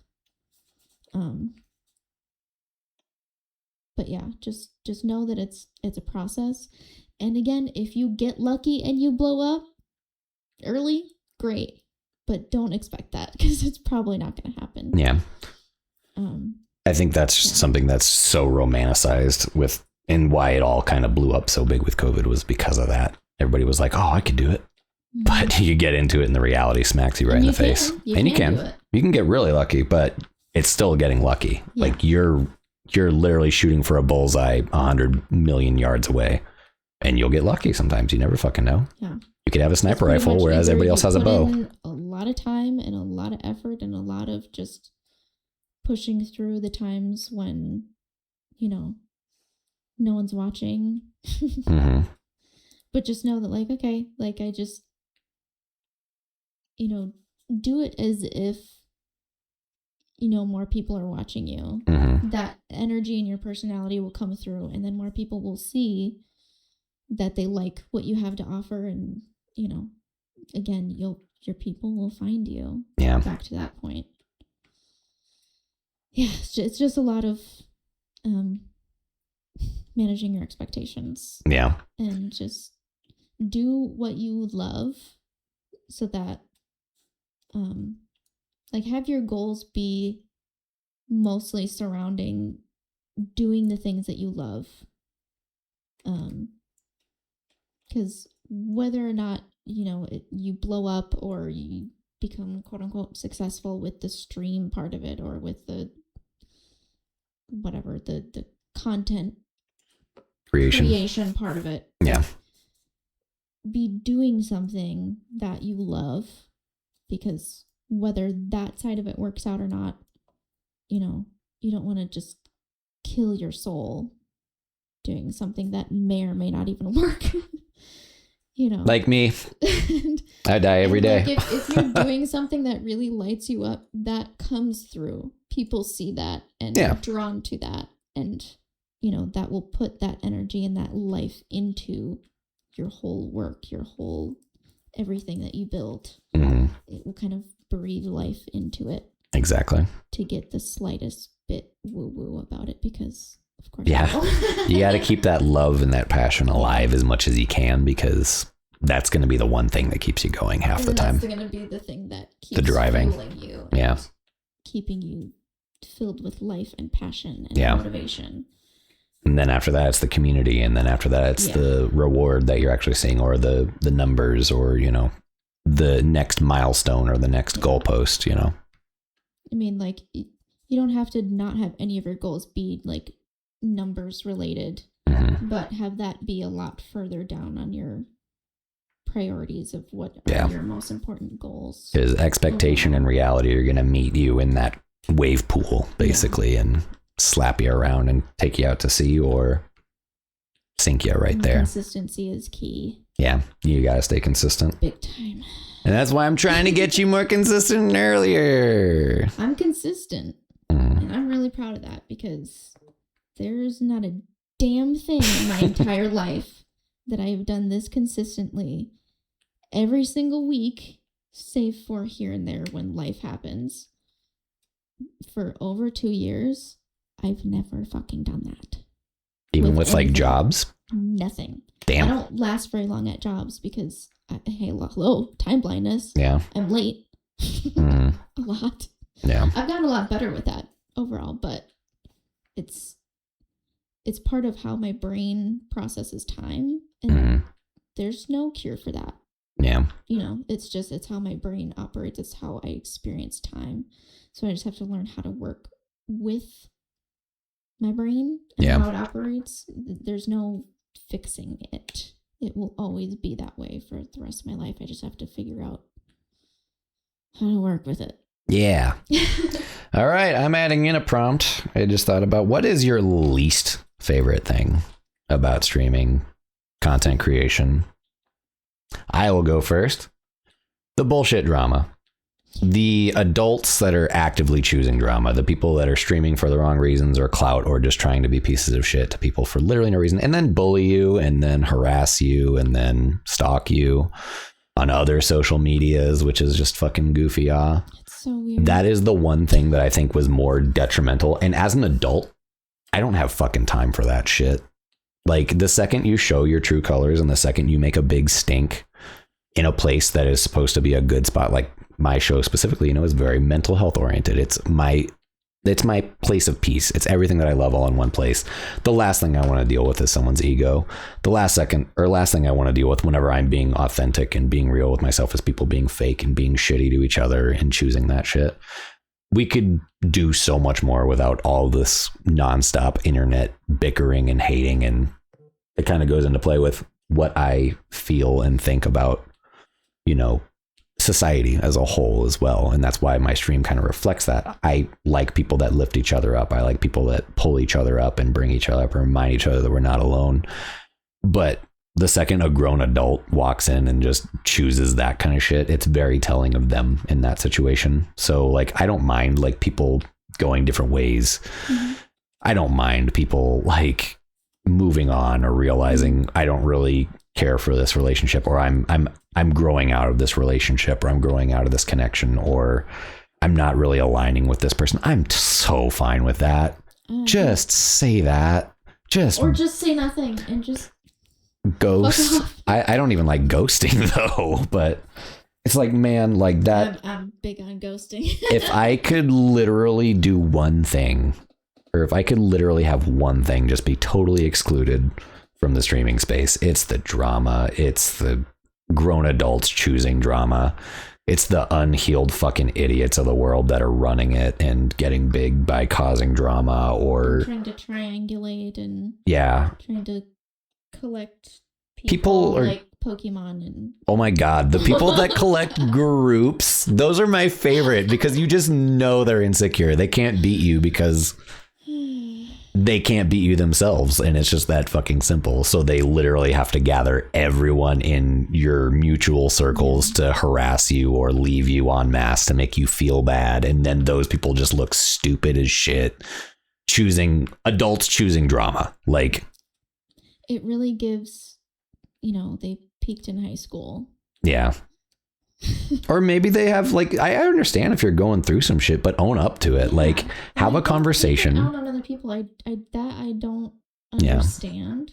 That's it. I mean, as someone who doesn't have energy to do the things that I have to do and want to do, I do not have the extra energy to like go out of your way to just fuck with people. And the people that do that in their spare time, like we go after like content creation and like we go after making clips or like trying to edit stuff.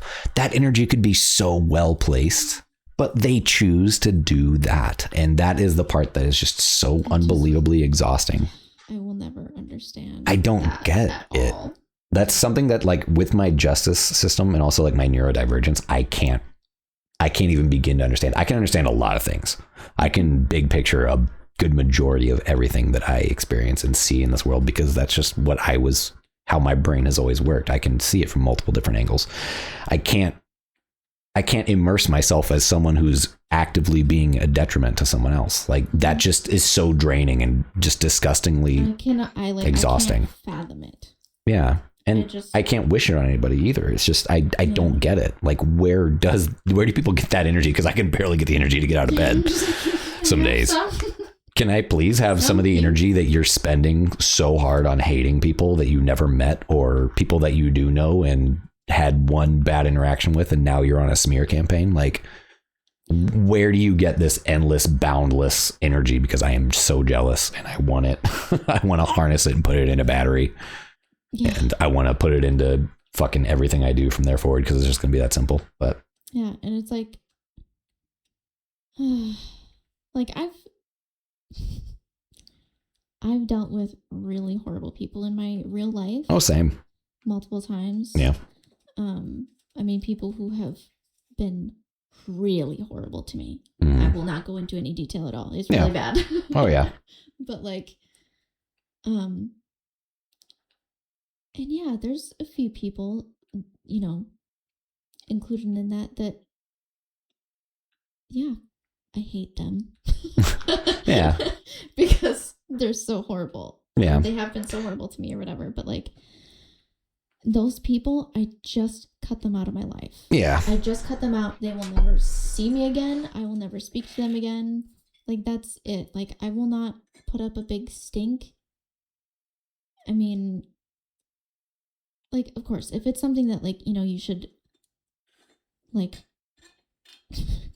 go legal routes to, like, take care of something, like, really serious, obviously, do that. Yeah. If you can and want to, whatever. But short of that, like, I just, most of the time, I'm not even gonna confront. Sometimes I do. Especially if it's someone that, like, I do want to keep in my life, then I will confront. But if it's someone that, like, I really could not care less if they're in my life or not, and they've just been horrible over low value and over and over, like, they have shown that they have no respect for me. They will not respect me. They don't care to try. Or it's a pattern. Me, and a lot of these people are also, like, narcissists, and so. Oh yeah, instant cutoff. They're not gonna change. Mm-hmm. That's ingrained unless they had like years of therapy, which you kind of saw a little bit with your dad because he started to have a breakthrough. Yeah, towards the end. My dad was a narcissistic abuser, but he wasn't like born a narcissist. He wasn't like a clinical narcissist or whatever. Yep. It was like learned behavior because his mother was and his older brother is, and so it was just kind of a lot of learned behavior, and also some of it is also kind of developed through like the fundamentalism that he was really big on. But he had a big enough wake up call with like my mom leaving, and then he was finally kind of forced to he wasn't forced to, but he then finally went to therapy, which initially he tried to use that as another tool to get us back. Oh yeah. He's like, oh, this can be a tool. This is a narc thing that But it didn't work. Yeah, that's totally a narc thing. Which really frustrated him for a while, but then I'm going to use my growth and my healing as a ploy. Yeah, well, that's the narcissist way. Yep, exactly. But, over time, he finally realized, oh, I am the problem. Yeah. And then he was able to basically become a completely different human being. It was crazy. It takes a while, I'm sure, which again, actually became really close. Therapy is great. There's nothing wrong with it. Huge recommend therapy if you are able to. Yeah. Not everyone has access to that, and I recognize that. But yeah, if you have access to it, highly recommend. Yeah, that was just a specific kind of turn. So what was your least favorite thing? And also turn just a little bit.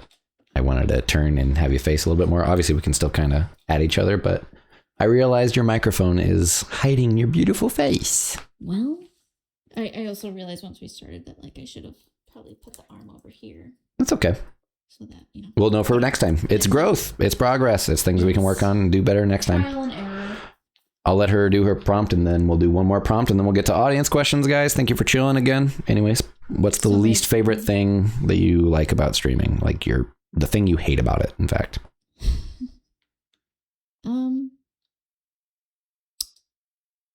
Yeah, people being weird like that. Yeah. Is probably the biggest thing. People being weird on the internet. Also, oh my God, actually. That fucking creep.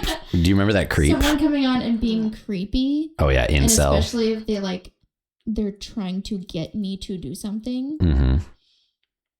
That's honestly very triggering for me. And when I am triggered, I have PTSD and CPTSD, so I have, PTSD triggers and stuff like that. Yeah. And when I do get triggered, if there's something of an audience, if I'm also being perceived by people that I don't know what they're going to think of me by being triggered, makes it worse. Yeah. And so when I get triggered while I'm on stream, just makes it so much worse. Yeah. And it can honestly become a new trauma. Mm-hmm. So that sucks. Yeah. Specifically with creeps and incels, that's, something that just is a pain. Again, it goes back into the Twitch moderation thing. I love that, Twitch is the way it is about its moderation. That's why it'll probably always be my platform if I had to choose. One thing that it's kind of double-edged sword with what you were saying. You get thick skin over time. Things will stop bothering you as much, and that's what I really love and hope for you as time goes on, because again, those triggers are something you're always going to be constantly working with, constantly trying to overcome and grow through. But kind of like what I said with the idiots, they come and go, you'll get over them. It sucks whenever it's a friend or someone you care about, but they're showing their hand, they're showing their personality, they're showing who they truly are. And you've got to be at peace with letting that go in my case. But it will definitely get better as time goes on. And I can say that with confidence. You do get more thick skinned. You do get more resilient. You do get more able to handle those situations as time gets on, and it gets better and better. So it's also your triggers. So you're going to be hand in hand juggling two things whenever it comes down to those specific pain points with streaming. But that's one thing that I can encourage for most people who are streaming or watching streams or wanting to do streaming for themselves is just realize not everybody's going to be for you. Not everybody's going to be great for you. And just like the good people find you, bad people will find you too, but they'll either be shown the door. You'll tell them to fuck off and never come back and ban them, or, things will just get better. And again, the people that are really truly nefarious are a dime a dozen. Who fucking cares? You are showing who you are. And I already know I'm in a much better place than you by just the way that you've said one thing. You'll know and you'll learn. And again, that's something that I loved about streaming is, again, I already was a no bullshit person, kind of like what you were saying. I'd confront people. I'm one of those people that will confront you if I know you IRL, straight to your face. What's up? Let's go talk, bitch. Let's go fucking chill for a second. What's up? We're adults. We can actually talk about this. People on the internet, totally different fucking story. I don't give a fuck. If you've shown your hand, if you've given me one negative, I'm already halfway holding the door open for you, just waiting for you to take that next step. The internet is so much easier. And again, there's myriad people out here for myriad reasons. And we found out there's a fucking horrible underbelly for a good majority of men, for example, that I am just disgusted and appalled with. But luckily with Twitch, it's your house. When it's your stream, it's your house. Literally treat it as such. Treat it as your sanctuary. Treat it as your place. The second that a person comes through and is a druid priest or something like that, flip the fucking table and kick the bitch out. Fuck you. You're not eating at my table. That's something that I just love about Twitch. It's out of sight, out of mind. IRL, you don't want to fuck with me because, again, I'm going to be right in your face. If you're someone I care about and want around, yeah, it's going to be fucking real. And then if it's not like that, where it's like, I care, you're probably going to still get me in your face, but I'm going to be ready to fucking just be like, okay, bye. At the end of it all, like just leave you in your stupidity, basically. Like remind you what you did, make you answer to it, and then ask why you did it. Like, cool. Well, there's your answer and my answer. Yeah. Deuces. I have like a variety of ways that I kind of respond to people, and it really kind of depends. Yeah, it depends on where you are. And also your day. Depends on who it is, if I care to keep them in my life, and also, you know, did what they did trigger me? And was it that bad of an action? Or like, you know, sometimes when I get triggered, it like locks me up and I can't like do anything. Oh yeah. And sometimes, and other times, if I get triggered, I might just lose my shit on you. Yeah. You know, like it might become like an outward thing and I'm going to scream at you right then and there. Yeah. Externalization of. That doesn't happen very often, but,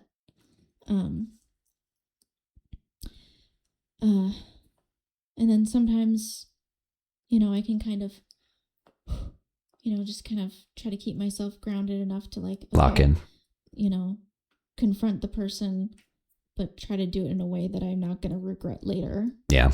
You know, I'm trying to do it in a way that like is hopefully going to be productive, as long as they participate in a productive way. Yeah. But yeah, it really just depends on the moment, on the context. But, you know, that's also the tism. Yeah. Context is big with the tism. Rhythm with the tism. Also, I saw Fish came in. Happy Beltane. Ooh, yeah. Fish said so. Yeah. All right, I have one more prompt, and we're getting to audience prompts once again, guys. Thank you guys so much for being part of the second ever VOD cast. We're going to call it the VODcast from here forward. It's the Vi or Die cast. That should be okay, but... 1 second. I had a PC shut down, and it's got her microphone going through it, so I didn't want to have that happen. Again, thank you, everybody, for joining. We don't do this all the time. You guys wanted to do this with your subathon. You guys chose the subject matter. You guys chose what to do. And this is us doing that. So again, thank you for being part of this and being the Spring Podcast. Like I said, I have one more prompt or like point in conversation. Then we'll get into audience questions. So you guys have like maybe 10, 15 more minutes to talk about or put in your audience questions in the Discord. If you're a member of Grimm's community, you can just ask the question and I'll try to get to it. But Ahmad will have to let me know whether or not you guys have asked it. If you guys like this, we'll probably put it on YouTube for you guys to listen to and chill and chat to. I'll probably make an audio only version of it. I'll try to maybe edit a little bit of it, but I'm not going to get super into it unless the editors want to help out. So again, if you guys like this, make sure to let us know so that we can continue doing it. I'm trying to remember which camera to look at, that one. Make sure to let us know if you guys want to see this kind of stuff, if you guys want us to see us do this more often, because again, we want to entertain, we want to be able to do what you guys want to do, and this is what you guys wanted to see for this time around for my community's subathon goal. And I honestly love it. Honestly, it's been fun. I love doing this kind of stuff. It's a lot better than my first one. My first one, we were talking about like existentialism and like ghost stories and what's beyond and like what's out there and all that. And then we had some community people online pop in. It was great. Yeah, we had like Warren and interesting experience. Yeah, we both had very weird ones, but yeah, we're gonna do one more prompt and then we're gonna get to audience questions. So again, get your questions into the Discord really quickly because this is your last chance to do so. We'll need a bathroom break when we. It's almost 5 right now. Also, I wanted to know what you were doing on time here. 1 moment. Checking the group chat. Okay. See what everybody else is doing. You're good, because yeah, I realized we were almost at the 2-hour mark already, so I didn't know if we needed to speed it up or what. So just let me know at your earliest convenience. After this, guys, I will be maybe working on music for a little bit. I'm trying to decide right now. I'll probably hang out for a couple hours no matter what. I just need to take a short break, reset everything, and then get back into it again for maybe just working on music. And then we'll show you guys the summer subathon. And then we'll probably... The summer subathon is live, by the way, so you guys can gift subs if you guys want to. Don't feel like you have to. But the summer subathon is here. I can't offer a discount today because I only have 2 more tokens. But yeah, we'll figure it out. Halfway through summer, I'll probably pop a discount for you guys. But the new summer subathon is here, and you guys are welcome to gift and do whatever you guys want to. But obviously, don't feel like you have to. What were you gonna say? How long? I have a little time. A little time. Okay, because we have one more prompt and then we have audience questions. So, all right. If you're able to work with any particular streamer, podcaster, or online personality, who would it be and what would you do? This one's a fun one. I personally, you guys know it. You guys love it. I would love, absolutely, hands down, love to work with Markiplier. Number one, sounds like a great fucking guy. Neurodivergent as well. So like that already is a huge sticking point. And like after seeing what Unis Honest was able to do with Eve, oh my God, I love those two so much because of Unis Honest and because of what it was culturally as well. The culture around Unis Honest was huge during COVID. It was a year-long YouTube channel that they only had open for 365 days. The second was over, gone. They did a different thing every single day. And it was just hilarious, nonstop, goofy ADHD motherfuckers back and forth, just literally making the best shit. And then like editors also, like the people that edited that shit, oh my God, I would kill to literally have Markiplier's Lixian or his editing crew or his videography crew or the people that believe in him in that way. And again, I believe in him so much because of who he is and what he's been through and where he is. So of course I'm gushing, but like he's also one of the main reasons I started streaming. I'm sure you guys could pick that up very easily in the way that I act and the way that I play stuff. And I've always been a horror gamer. I've always been a shooter gamer. I've always been a variety kind of gamer. I love playing everything. I love doing everything. Horror is my main shtick, but I'm here to give you a good laugh. I'm here to give you a good scream. I'm here to enjoy horror games with you guys, cut a joke here and there. And then my vie or die community, constantly working on who we are to be better than who we were yesterday or die trying, which dying isn't an option. So we're going to keep on working. We're going to keep on trucking because there's no other option. So all of that stuff was inspired, or all the stuff beside the message, the vie or die message, was very much so inspired by Markiplier, as we know. Like I said, I've watched a shit ton of Markiplier in all my time. And then Unis Honest was awesome. And then I met Eve, aka Crank Gameplays. If you haven't watched him, fucking goofball, just absolute ADHD goofball, just nonstop, just hilarious. But like they're also, like Mark is very real about like his mental health and where he's been, and he's been vulnerable as fuck with that shit. And I love that vulnerability is there, and I love that success is there for him because he does really did work his tits off to get it. And it's kind of like the luck thing or capturing lightning in a bottle, like he did. Yeah. And when you think horror games, you almost synonymously think Markiplier or a playthrough he's done. So, or a joke he's made or something like that. So that was a huge influence on mine. The second one, and I'll just draw it at two. I love Shroud mainly because, again, just it goes back to, what streaming used to be. There's kind of like that romanticism kind of vibe to it. I don't watch him all the time, but I watch him a good chunk whenever he's playing like new games or a game that I'm trying to check out or like hear about with shooters.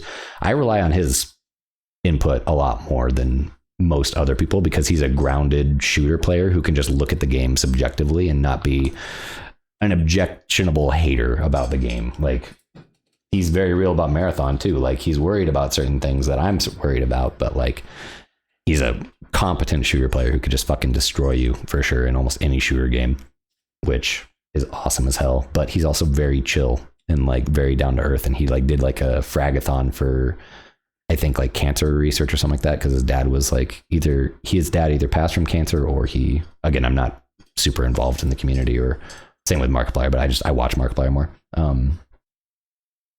Stroud's, again, just he did a lot of great things for people, and that's what I want to see too with people with their talents and their passions and what they love doing and what they're good at. I want to see more people doing that. And same with Markiplier, he did the same thing.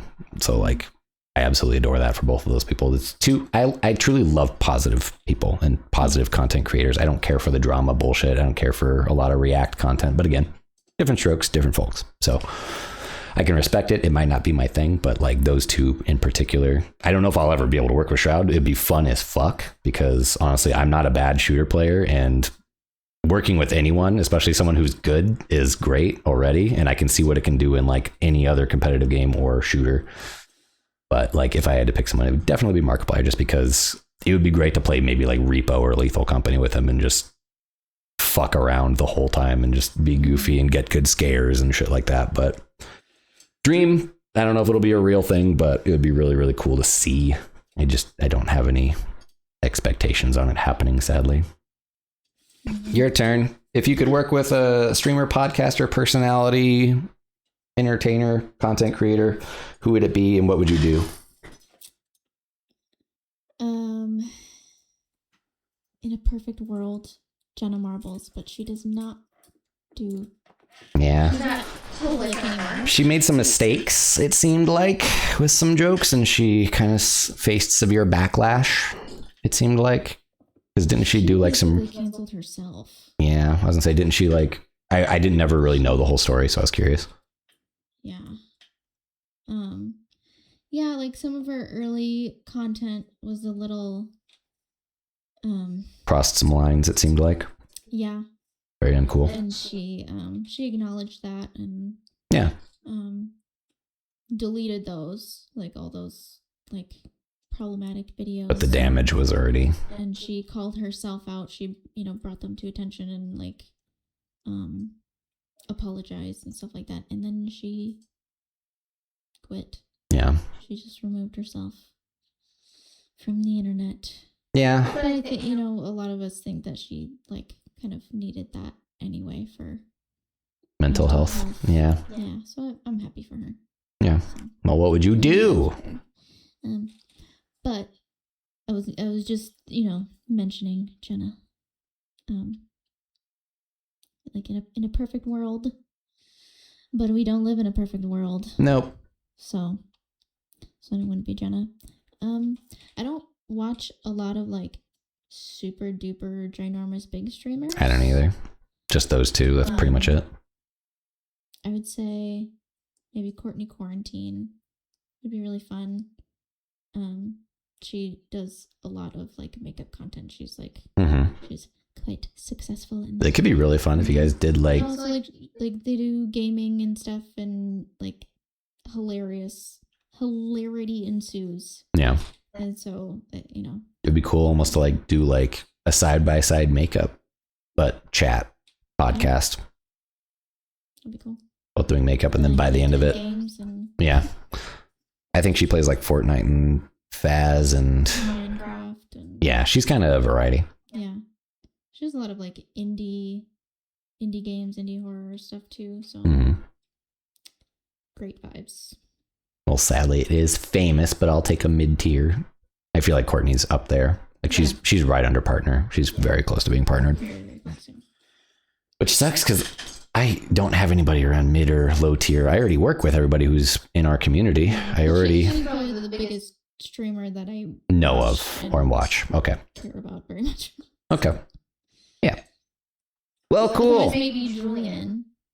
Oh yeah, he's a goofball. Yeah.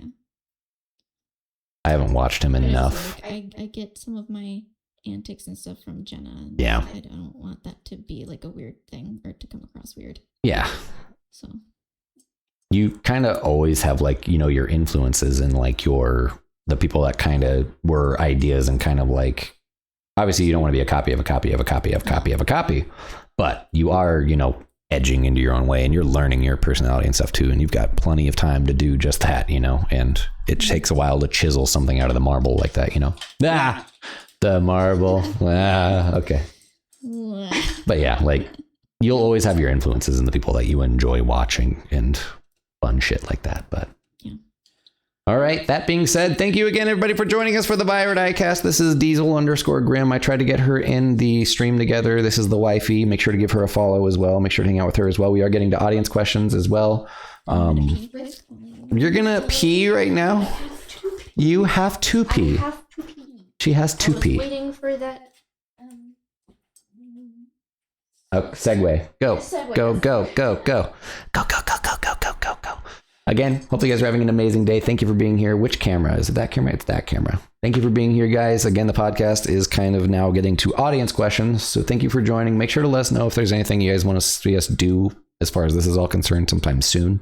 Again, I know we haven't been chatting with the chat very much. So I hope you guys are all having an amazing day and treating yourselves well.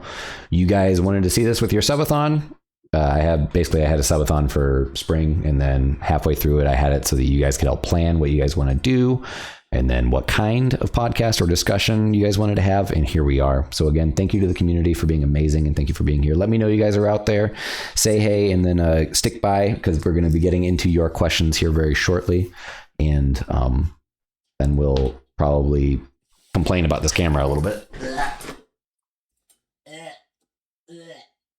There. It took a lot to set all this up. And honestly, I spent like a good majority of the night trying to figure this all out. But thank you everybody who's been talking streamer questions, streamer life, streamer conversations. It means a lot to have you guys here. And again, thank you everybody who's subscribed and everybody who's been a member of this community for a while. Everybody who's over on Patreon also, make sure to know that we fucking love you and we're so thankful for you guys and happy to know you guys are here. Shy, Dang It, Fish, Pixie, Cal, Luna, and Zach, thank you again so much for supporting us over on Patreon.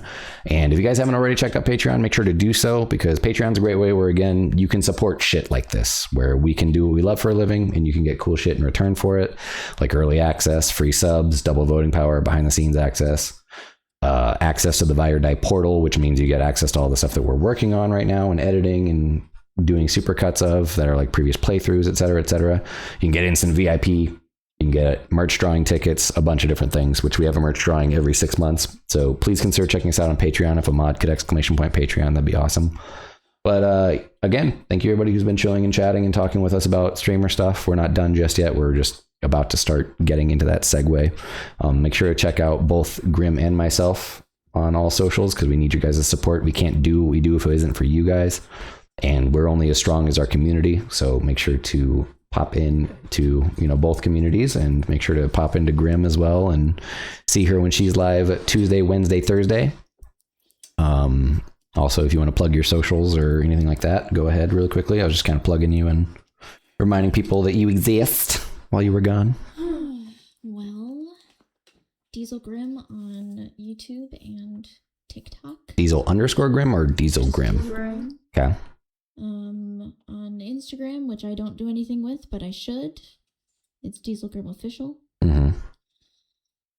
Yeah, I haven't done anything with Instagram, so. Yeah, her Twitch is right there on the screen. Make sure to, or on the chat, make sure to pop into there. She's live Tuesday, Wednesday, Thursday. Might talk into more and earlier, but we'll figure that out as time goes on. I'm Monday through Thursday starting at 3 p.m. Central Time, and I go for about 7 to 10 hours, depending on what's going on. And if I get too excited, if I get hyper focused, I'm normally on for a lot longer. That's kind of how my energy works nowadays. Normally I'm trying to like bog it down to like 7, 8, 9 hours, something like that, and then call it a night, unless it's just something I'm just enraptured in, like Elden Ring or a new game. Marathon. Yeah. I'm kind of slowing down with Marathon for a second right now, because one, I got to finish up the Ark Expedition, and because it's almost end of the season right now with Marathon, and I just need to do cryo. That's the one thing that I haven't done yet is cryo, so we'll get around to that. Alrighty, time for audience questions. The time is now cut off. You guys' audio questions are all said and done now, so you guys cannot add anymore. All right, go lay down. Now you're just being invasive. He's an invasive species. And he stinks. You stink. On your bed, go lay down. Thank you. All right, audience question number 1. Getting to it right now. Pixie asks, what is your most and least favorite thing about streaming? We kind of got into that. Pixie, let us know if you heard that or not, if you heard that whole discussion period. Otherwise, we can repeat it. I'll kind of bullet point what I said, I guess, more than anything. My favorite things is, again, the community, the people that align with you and the people that believe what you believe and think what you believe and appreciate, good people in my case. Because again, I'm not like every other streamer. I'm not like everybody in the world who wants to just have everybody in their world over. Like, I want to let the right people find me or handpick my community if I could choose it. Because again, that's what's nice about Twitch moderation. If someone's being a piece of shit, get out. Like, it's just that simple. You literally are the doorman. You are literally the entertainer. You are literally the bartender. You're everything in the house. And if somebody comes in and pisses off the house, bye, bitch. Like, it's good. Yeah. That's my favorite thing about streaming more than anything. It's your space. It's your safety. It's your net. It's your passions. It's your everything, and your good people that you love and choose and handpick and that have made the cut. all the time. My least favorite thing is the adults perpetuating drama and the stupidity that entails. Because idiots will bring you down to their level and try to beat you with experience. And if you don't recognize that that's happening, you're an idiot throwing fists. And then you're like, fuck. Then you're just up shit's creek and looking like a goddamn fool. But again, that's my least favorite thing. It's just like, because it's just so unnecessary. Mm-hmm. And being adults perpetuating drama is a next level of low. It's like rage baiting to me. It's deplorable. It's disgusting. It kind of just makes me want to throw up in my mouth a little bit. Yeah. I just have no desire for it. Your least favorites and most and least favorite things. Mine are pretty much the same, but then I will also add another one of my favorite things about streaming is like being able to express the whole range of who you are. Mm-hmm. And love. Yeah. And grow to love the whole range of who you are as well. Yeah, and being able to like make your stream reflect who you are, what you like, you know, your personality and your vibe, and you just get to curate the vibes. Yep. And you get to meet people who like the vibes that you have going on. The vibe abides. Yes. And then my least favorite is same as yours, and then also people being weird, creepy, and incel. Weird, yeah. And, making whatever they're working on in that moment your problem. Mm-hmm. Isn't it just great to keep it very? Sometimes you're just therapy for people. Sometimes you got to be someone's fucking whipping post. If they're being a piece of shit, but luckily, again, Twitch moderation in place for a great reason. So. Second question from Pixie. How do you find balance between stream life and regular life? I don't. I was just gonna say, what balance? There's a balance? You're supposed to do it differently? But that's me. That's me differently. Because again, like we were kind of talking about earlier, you know, like I love what I do. I love streaming. I love gaming. I love making music. I love being with people. I love socializing within my, which is hilarious because I'm an introvert. I love socializing. I love getting to meet new people. I love talking with new people, which is why bartending and bar backing worked really fucking well for me, because it was just socializing, seeing how people were doing, seeing how their day was, letting them vent, letting them chat.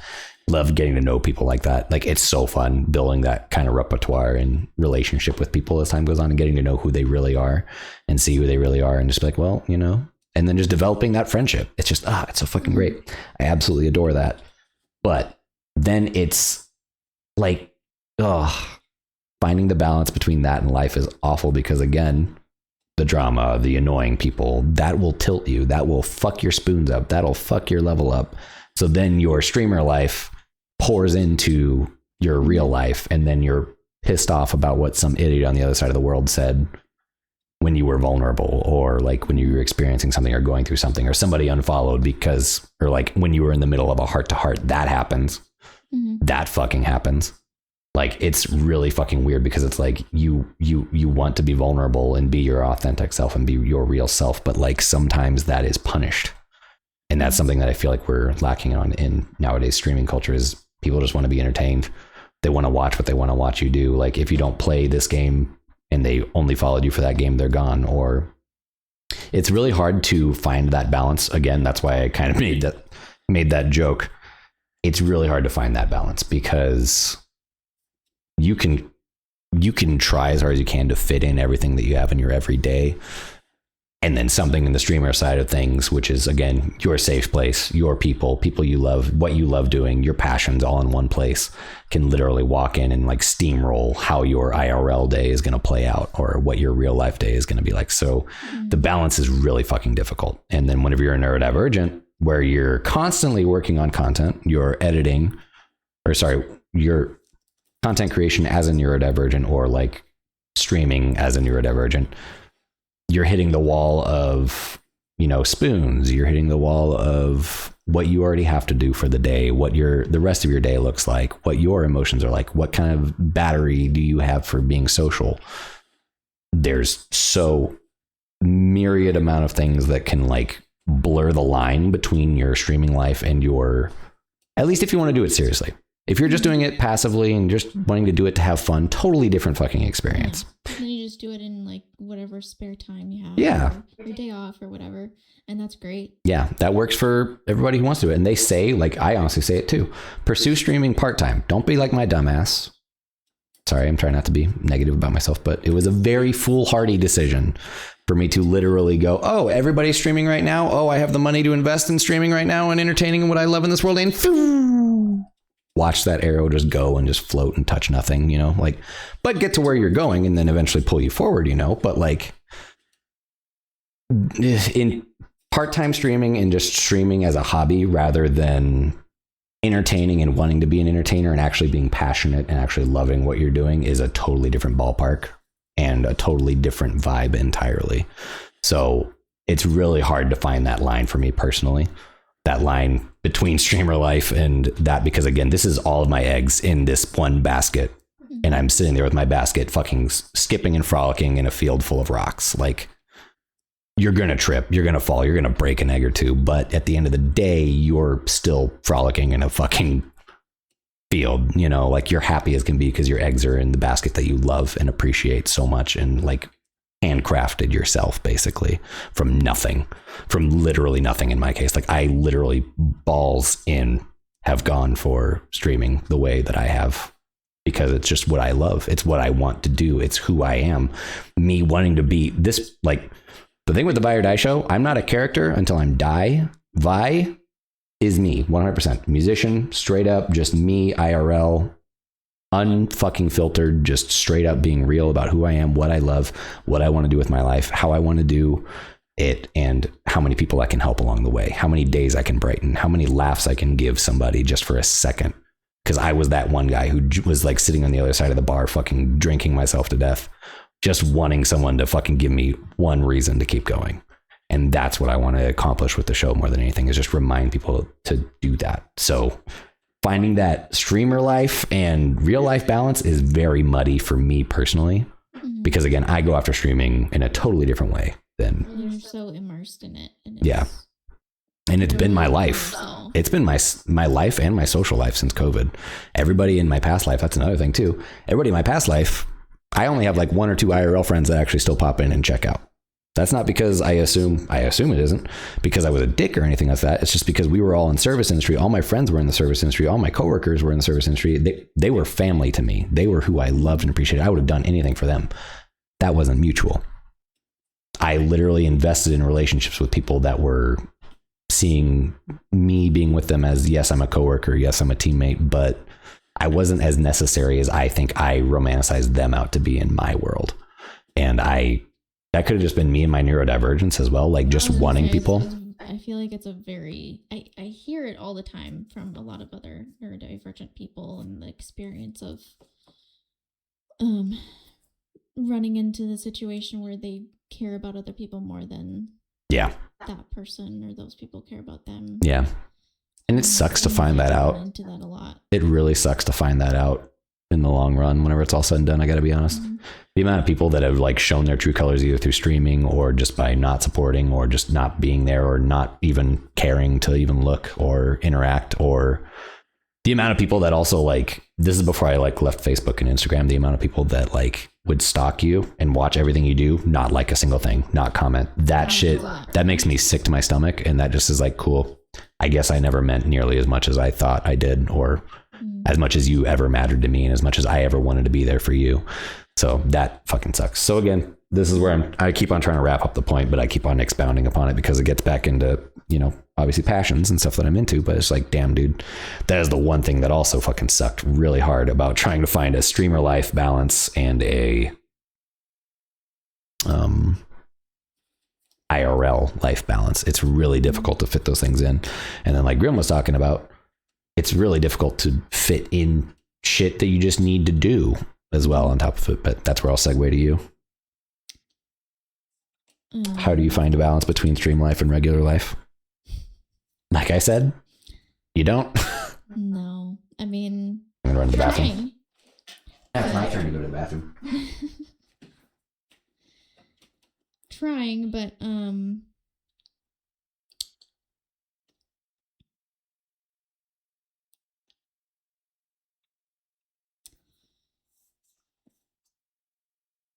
gosh, I had my point and then I lost it.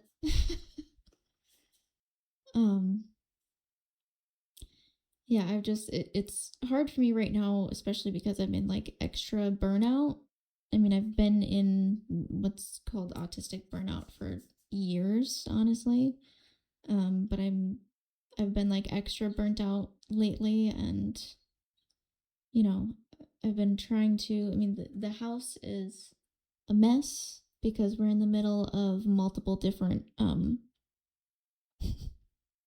projects that involve like moving things and reorganizing things and setting different rooms up for different purposes. And so there's just stuff everywhere. And I don't have energy even just to like take care of myself and take care of the dog and just do the things that like you have to do on a daily basis is really hard because I'm just in burnout. And I do the things, but just it's hard to keep up with keeping the house clean and also doing the things for myself to further my stream or further my content or whatever, because I'm in survival mode, and so it's really hard to continue to pour into my passion projects when I can barely do what I have to do on a daily basis just to live. Yeah. We kind of, I think, discussed that. The balance right now is not. Yeah. It's really difficult also, but what are you in survival mode specifically? Is it just like recovering from, I'm just trying to like, what would be keeping you in that survival mode? Because, we should be ideally, working on all this stuff. We should be, this is me kind of like just posing that question out of genuine curiosity. I should just put this right here, be smarter about it. What is keeping you in survival mode? Like, what are you surviving right now? Because in my book, you're overcoming your trauma. You're getting through what you've been through. You've been doing that. What are you surviving today? Well, nowadays, so I can hopefully help and be better as well. Yeah. On top of just the nonstop grind, like we were talking about, and the mental health behind the depth of the grind and the intensity of the grind and the spoons, et cetera, et cetera. Like, what is keeping you in that right now? Out of curiosity. A big part of it, probably the biggest part of it, is the neurodivergency of it all, and the things that I struggle with because of it make everything hard. Yeah. And again, like my biggest, I have a lot of really, really big struggles that affect me a lot on a daily basis. But like, I would say the worst one is the fatigue. Yeah. The chronic fucking fatigue. I don't have energy to do anything. So that's what's keeping you locked in survival. And it's like my brain, because I'm ADHD and autistic, my brain is running 1,000,000 miles an hour. Oh, same. Yeah. Constantly. It's nonstop. Like, for people who don't understand neurodivergence or anything like that, for my own ADHD journey and possibly likely autistic journey, Grim can also attest, for neurodivergent people, there is a constant 100% constant crashing waterfall of an interior dialogue. It's like 20 voices happening all at once, and most people they're don't all trying to get your attention, and they're all trying to prioritize a million different things. And then also with like my experience with my autism, there's also the sensory things, and the slightest bit of uncomfortableness in my clothes can set me off. Yep, same. Prickly sweats, for example. Lights, or like the LED lights. I could go on a fucking hour-long rant about LED lights. I hate them so much, and you can't get halogen light bulbs anymore. Yeah. I'm not going to go on that tangent. Yeah, that's a bunny trail. Careful. Slippery slope here. but like flickering lights because there's LEDs everywhere, and hearing the electricity in the walls and in outlets and in light fixtures all the time. And being able to hear lights and electricity drives me insane. Like when I'm just sitting here on my off days and I just hear or like not even a single light on, not even the TV on, which normally I have background noise. But if I'm just sitting there like doom scrolling or just relaxing or like about to nod off or maybe like a nap just to kind of just chill and relax on my off days, the electronic buzzing, the fact that it's never quiet is exhausting. Yeah. The fact that there's always this, like I said, this lapping ocean, this raging waterfall of dialogue in your head, and you can't not think. Besides whenever you find those really cool frequencies on like TikTok and stuff like that, like listen to this frequency and you literally are just like you. Literally, like I'm not even kidding. It's the craziest thing and I love it so much, but also it's so like depressing to go after listening to that frequency because you're just like internal dialogue, okay, what is that sound? Oh my God, everything just shut up. Why? Can I capture this? Can I capture this? Can I capture this? How long can I hold this? Oh my God. And then you just can't think because you just realize you're thinking still. And it's like, just shut up and give into the experience. And you're just like, it's like crack to me to have that interior dialogue just shut the fuck up sometimes. Mm-hmm. So yeah, I totally understand that. Sorry if you wanted to expound a little bit more before. Very good. Trying to fit in neurodivergence and chronic fatigue. Like why I'm in survival mode. Yeah. I just wanted to know if there was anything I could be doing better or help out with a little bit more, because we, as a married couple, ideally, I want to be able to help as much as I can. I want to be able to do what I can. I want to be able to solve any problems that I can. I'm not perfect at it. I'm not going to know everything, but there is still an active effort. Yeah. And I still want to know what I can be doing. So I was like, that kind of hurt to know that you were in survival, but it's stuff that I know. Exactly. Yeah. It wasn't anything that I could really do. It was just, I wanted to know if there was anything I could be doing better and to help, because that's what I want to do.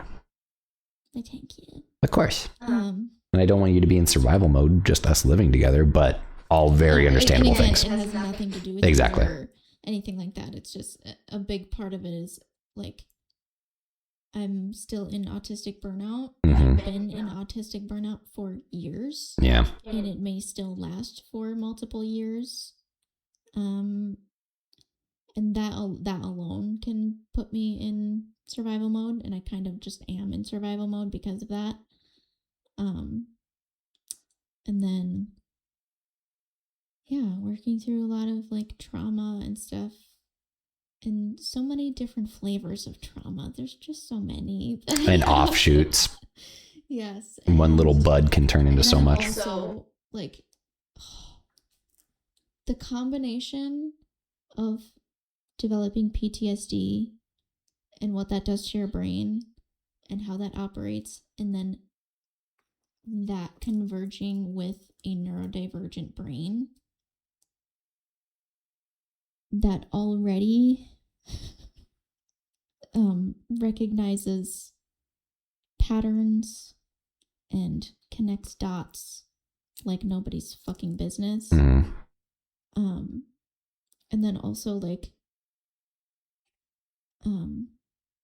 the things that I am really like triggered by, I also like learn a lot about, because that I feel safer if I'm at least informed and can recognize, this is that signs or red flags or something.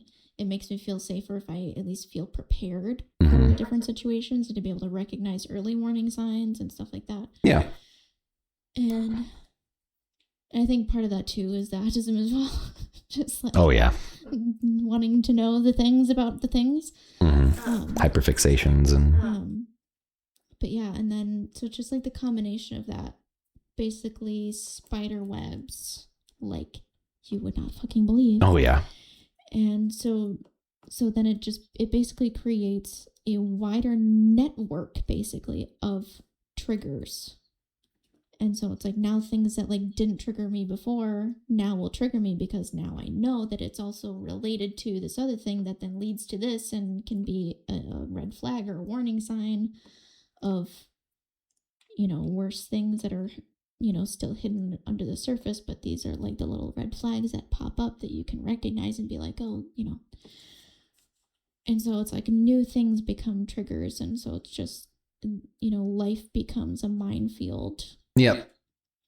That's just so fun, especially in content creation and entertainment. That minefield is just so great some days, but literally that's our everyday as people that are trying to make it in this as well. And that's not to like immortalize it or make it sound great or idolize it, because that's not at all what this is. This is us being very real about our neurodivergent struggles as people who just want to entertain, who don't really have much capacity for much else, because our own life, is in the off time. And in the off time, what are we dealing with? All the things we just talked about. So yeah, that minefield is just insane. But I wanted to kind of wrap that up just a little bit, because I totally understand. Neurodivergent content creation is something completely different. And I think that we should almost have a podcast specifically just about that at this point, but we kind of already had. So, at the end of the day, yeah. Alrighty. That was Pixie's questions. Thank you again, Pixie. Hutch asks, look, it's Hutch asks, has it all been worth it? Do you believe that the effort has been worth the reward? Yes, everything is worth it always. Every interaction, every good person that you run into, every great fucking fun moment, every memory, every little second. Like, yeah, there are some days where like, you're just going through the motions, or even like a little dissociative or burnout, like I've been lately. For example, I'll go into a little bit of detail. I've been burning out with what we were talking about earlier, where my expectations don't line up with reality, or I see what somebody else has and wish that I was there, or romanticize it, or I have romanticized being there, or wanted to be there, or thought, why am I not there? All of those little like inconsistencies within myself and those insecurities in myself come out in those different ways. But at the end of the day, showing up for even just a couple hours to be real, to talk to your people, to share your passion, share your hyperfixation, share your new favorite game, share your new video, every second is worth it. Every little interaction, every good vibe with someone, or that one interaction that you have, will always be monumental to me in comparison to otherwise. Because again, I can't imagine myself doing anything else. I love what I do. I love being able to be here and do what I do and run into, Hutch, Britt, Estrella, Warren, Pixie. Like, they brighten my day up. Mm-hmm. And just knowing that someone out there feels the same way and cares the same way that I do and wants to see things happen in a positive way for the mental health community, that alone makes it all worth it, just to be there. Even if I'm not making more than just, $300-400 a month, I don't give two shits. I do this because I love it. I do this because I want to do it, and I want to effect change. I want to pronounce myself in the same vein that I pronounce people that I love and care about. But it's just, it's time and it's effort, and it's a lot. Yeah.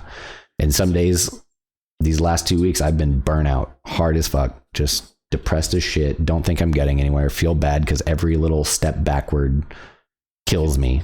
Every little like tip in viewership will sometimes hurt me, but I need to stop caring about those numbers. I need to stop micro obsessing or hyper fixating on it and just do it to do it. Mm-hmm. And that's what I have to like remind myself right now, specifically. And like this week and last week specifically, I just did it. I was like, I just need to show up, because if I don't, that means I lose in my own head. And like, I can't do that after 6 years of doing this.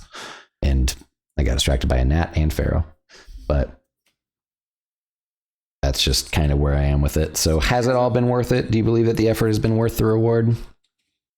Yes.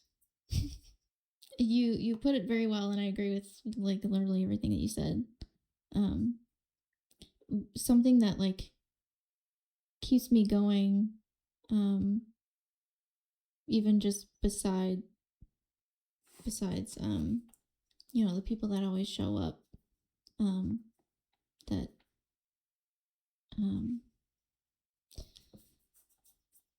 can change my day, sorry.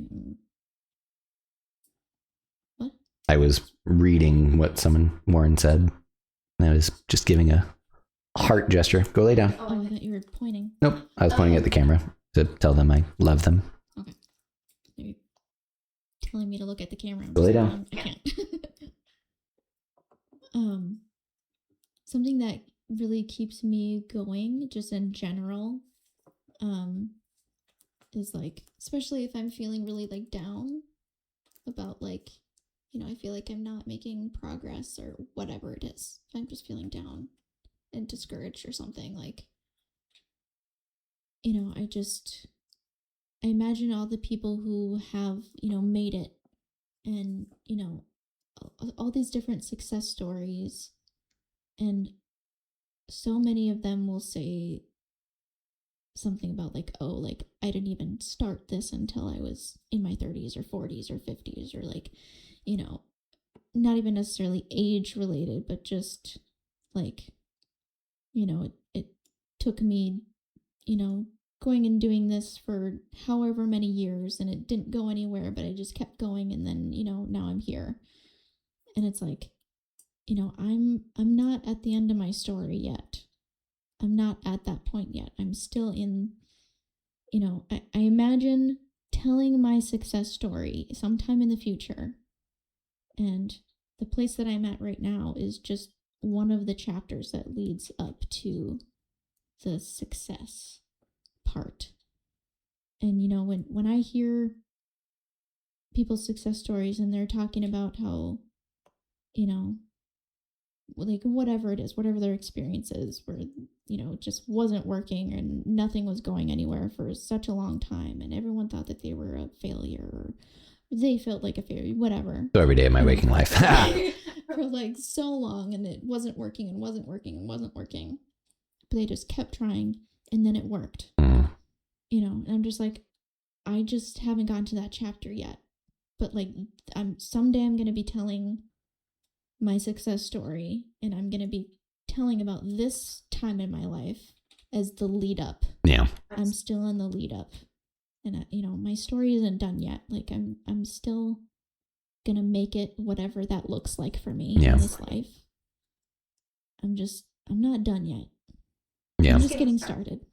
Kind of where I was at with it too. Like, you know, I felt the same way, you know, like you're constantly obsessed with the destination that you aren't thinking about the journey. Mm-hmm. And you're on a great segue already. Like, you're not even 2 years in, you're doing plenty of what I did, like I said. And that's why I always try to talk you up and remind you of that. You're doing fucking great already, so early. And yes, it's a lot of work. Yeah, it's everything that you just said. It's real. And yes, sometimes we get upset with the bookends, that we're not thinking about the ending, or, you know, we're seeing it differently, or we're, you know, the journey is so many rocks and hurdles that we're, you know, getting lost in the sauce of where we want to go, so to speak, which we're back to the sauce topic.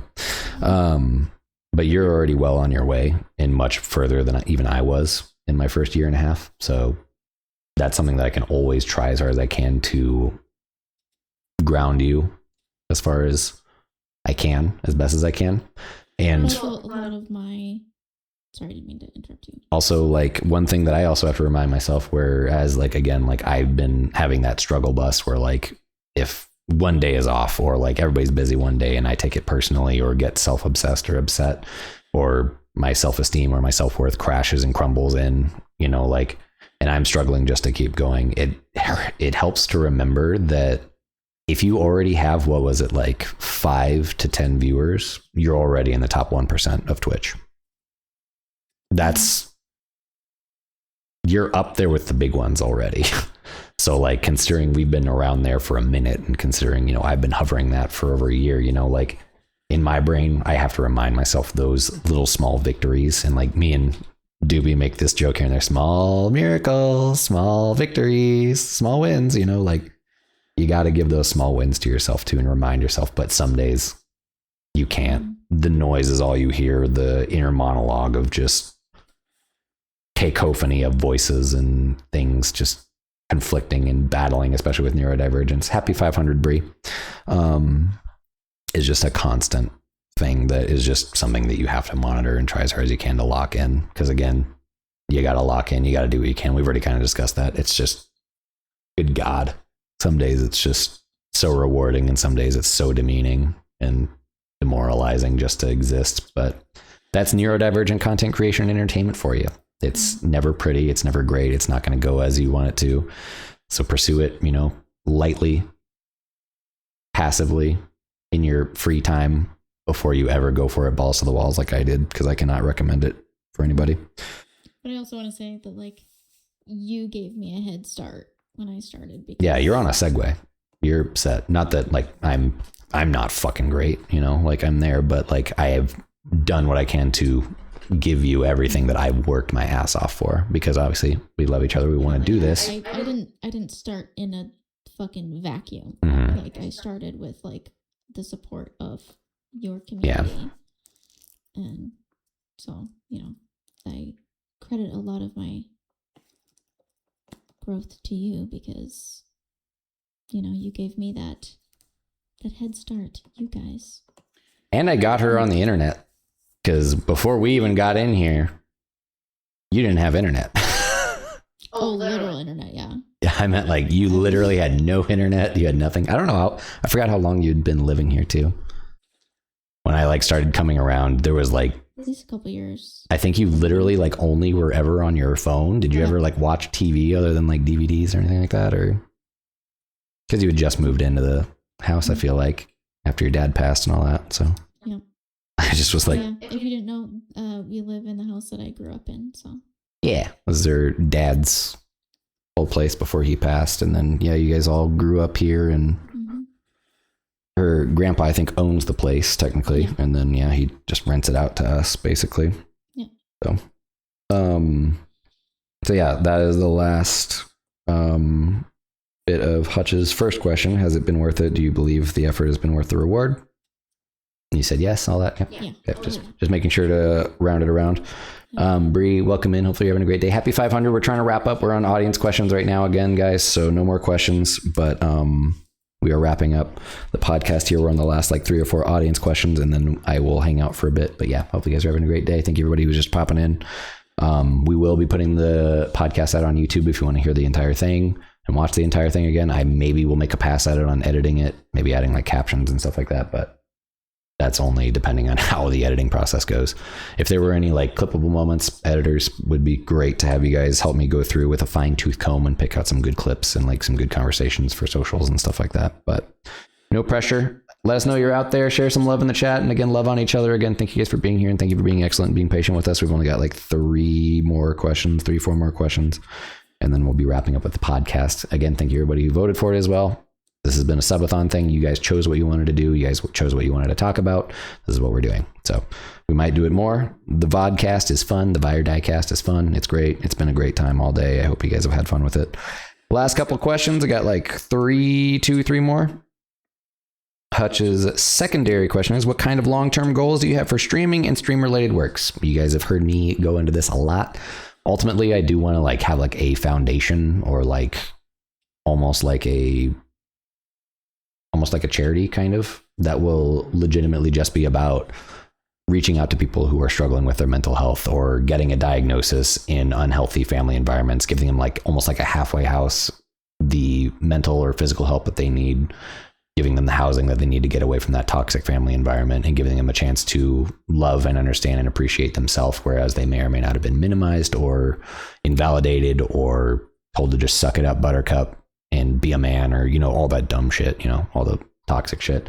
I just want to give people a positive chance in life, whereas I didn't get that. I didn't get to have those conversations. I didn't get to be real with people until it was years down the road, and I am neurodivergent and trying every day just to make it a little bit further so that I can hopefully make an effort or a difference in society and in the world, and in the world of content creation and entertaining and shit like that. So that's my real long-term goal. Yes, I do want to entertain for a living. I do want to be, you know, up there with like horror content, but I don't need to be gigantic or famous. I don't need to be rich. I don't give a fuck about money. I want to give it all away if I get it, other than like what I use to live off of, or like maybe spoil myself once or twice a year, or, you know, like I just want to have ends meet. I want to be able to afford where I live. I want to be able to afford to eat. And then it's just going to be charity streams all the fucking time. It's going to be giving it all away, that I'm not saving up for, you know, this or this. I want to share that. And I want other people like myself, or people that just need fucking help, to have it. Like I want it to be easier. I want life to be easier if I can help it. And I'm not about to be one of those goddamn, if I ever did, I'm not about to be one of those goddamn millionaires who are literally watching everybody at the bottom crumble and fall, you know, like I'm not going to let somebody fucking struggle that hard. I'm going to do what I can to put things in place to help those people. Mm-hmm. And the reason why it's specifically about mental health and invalidation and minimization of mental health is because, again, I know who I am before all of this. I know who I am before I started focusing and taking care of it and like cultivating myself and loving my inner child and growing to love who I am. And I don't want anyone to ever have to experience what they were before and realize, man, that fucking sucks that I was a dick to that one person that one time because I was fucking jealous, because I was hurt, because I had a bad mommy daddy relationship, because my childhood was a fucking nightmare, because I was in survival mode all the way up until my mid 20s, you know, like I'm good on anybody else ever experiencing that. And then we would be so better off if those people that didn't get help or diagnoses that are being pieces of shit, I would rather them just get the fucking help and not shit everywhere on everybody's bed always for literally no reason. But enough about the internet. Sorry. What kind of long-term goals do you have for streaming and stream-related works? And then, 2 more questions. I mean, we did kind of touch on this general subject earlier. Thank you for the questions, Hutch, and happy birthday again. Yeah, happy birthday. And also thank you so much for all the support. Seriously, you're always here. Yeah, Hutch is here every day. He's probably like the first in the door and the last to leave too. Yes. Love Hutch.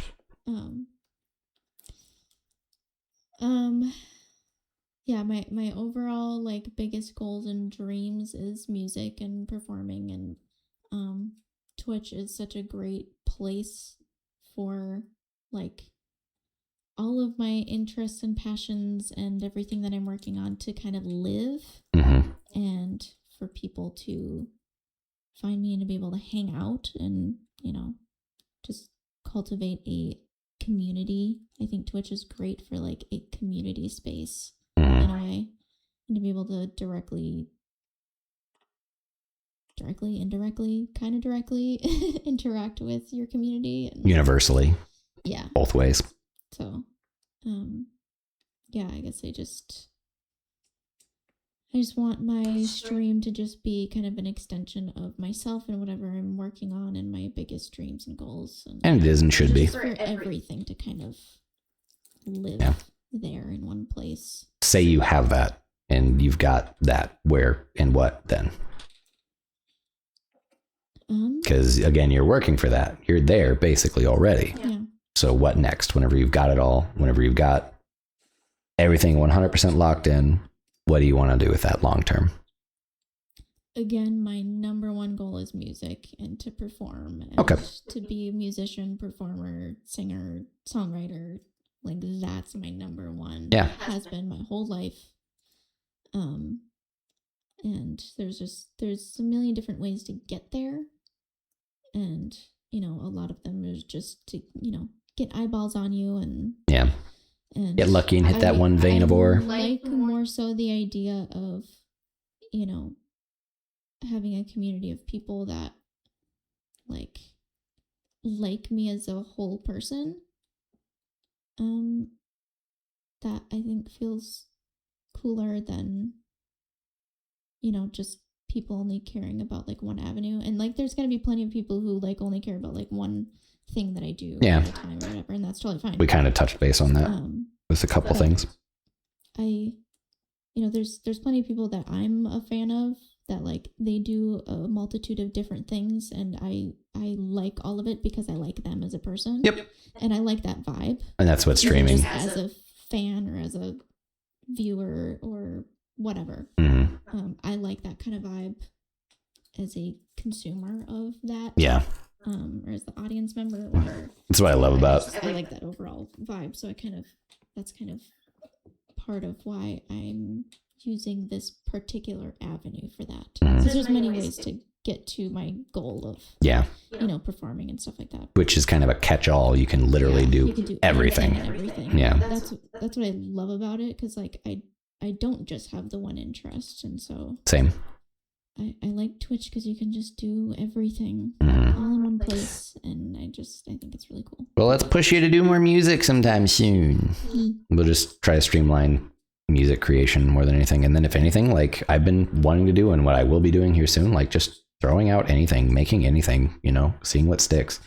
And then like admiring the old stuff for what it is, like getting out your stuff that you currently have and finishing the stuff that you have is, yeah, to me, for you, I really just want it to be paramount that we just need to finish what you got, put it out, and then just watch the process grow and get better and better, and then maybe go back and refine.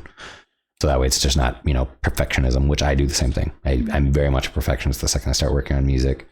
And then at some point I just get to a point where like, it's close enough. Or like, I'm tired of stressing about this. With that too. Yeah. But I think I need a better microphone. That we were looking at. Is this the one that? This is the one I'm borrowing. Okay. So it's better than my other one. Yeah. But it's still not what I need. We'll go to like a guitar store and find something. We basically picked one out. Yeah. I need to update this one. This one I got from Guitar Center back when COVID happened. So this mic's been through it all and it's been knocked over and shit like that. Yeah. All right, let's try to get to these last couple questions so that way you can get off to Coven and shit like that, and I can get to work as well. I don't want to be on all day, so just wanted to pop in, do an extra show, hang out with people, and do this podcast. So again, thank you everybody for hanging. Love you guys. Make sure to chill in the chat and let us know. We're not really interacting with the chat because we're trying to stay true to a podcast format. So I apologize. We haven't been like chatting, or there's no sound alerts, no interaction, anything like that. We're kind of just watching bugs fly around and watching Pharaoh fly around for attention here and there. But feel free to lend to the discussion with each other and chat with each other and all that. Again, be free, do what you do. I'm thankful for everybody who's been listening and everybody who voted for this and everybody who wanted to do this. So Doobie asks, what first motivated y'all to consider streaming, and what was the first big push that made y'all finally do it? I think you kind of got here a little bit late, Doobie, in the stream, but I'm going to kind of try to bullet point so that we can get through the last question here in a bit. I have always loved gaming. I've always loved entertaining. I've been playing music for as long as I can fucking remember. Like my early teen years, I started picking up the guitar, my sister's guitar, and then I started loving it. And then I played by ear and learned by ear, and then got into music, loved that, pursued it ever since. Church bands, college, DJing, producing. I did all that. And I've been a lifelong gamer as well. So whenever COVID happened, COVID with the stimulus paychecks and the unemployment that I got because I got let go from my job at that time because it was COVID. So, service industry was shutting down besides like delivery and necessary workers. I was just a bar back, security, bartender, totally not necessary whatsoever. Don't need to maintain a bar or clean a bar or serve drinks whenever the whole country is shut down. Whenever that happened, I was like, what can I do? This is what I had mentioned earlier as well. What can I do that entails everything that I love doing all in one place? And what can I invest in to make that happen? It was kind of like I wanted to invest in myself and give myself like a business investment, basically, because I just had, $3,000 laying around. All right, PC. Get a PC. I can make music. I can video edit. I can video produce. I can play games. I can stream. I can do these things. And then after that, another like 1,000 or 2,000 for the green screen, the lights, the sound, the good mic, the guitar, the DJ turntables that I have, which I can still DJ on. They're actually right over there. The turntable that I can play music on, like all the stuff that I need. What will make me and set me up the most for what I want to do the most with my life. That's what happened with me, specifically with COVID. The big push was COVID. It was literally just, I have a chance to literally invest in my life. And while everybody's stuck at home, working from home, doing things from home, I can do everything I love from home. Boom. Passions, time, space, money, luck, all these intersecting, interweaving, intertwining things just pop right into place, and boom, buy or die show. After I kind of like figured out the message, it kind of just took off from there. And it's been passion and love and growth and hopefully healing and love for everybody, including myself, for pretty much ever since. So I'm glad that the message came to me really quickly, because it was like, what do I want to do with this? And then I did, and boom, 6 years later, still crying myself to sleep every night, still depressed as shit, still borderline burnout every damn fucking day.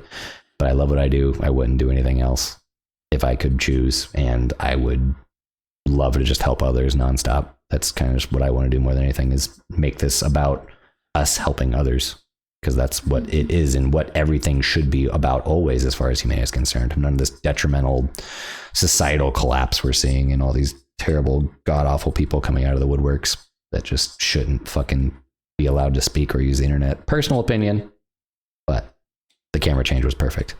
Your turn. As soon as I put up that finger, it changed cameras. Emphasis on this point. Yep. What first motivated y'all to consider streaming, and what was the big push that finally made y'all do it? Yes, I have to mention the y'all. I know you're talking about it. I can see it from here. Y'all. Doobie's yawling over here. I say y'all way too often for someone who's lived their entire life in Minnesota. In the woods.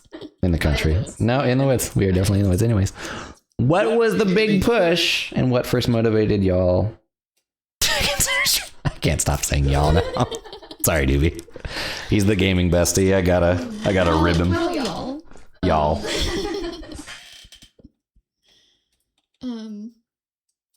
Well, for streaming specifically, I didn't start streaming until I was with you. Mm-hmm. And so you, basically. And also, I think you were trying to convince me to stream, but I'm just like, I'm not a gamer. I don't play games, because at that point I wasn't gaming at all. And you didn't know much about streaming in that case, because streaming is everything. It's not just gaming. Right. But then, so the funniest thing happened. It's actually Star Stable. Oh yeah, that was my first game that I played, and the first thing that I streamed. Was the only thing that I streamed for a while. That was the kickoff. I remember that. That's what got me into gaming. Period. Long story short, Star Stable was a game that you weren't really allowed to play way back in the Disney, but then they made its predecessor. Yeah, that's what I meant. The original Star Stable, but now there's like an MMO. Starshine Legacy was the OG game years ago. But now Star Stable, like 12 or 13. Anyway, yep. There's more with that. Yeah. That I won't get into right now. But Star Stable is this MMO, horse game, whatever. I still play it from time to time. Still one of my favorite games.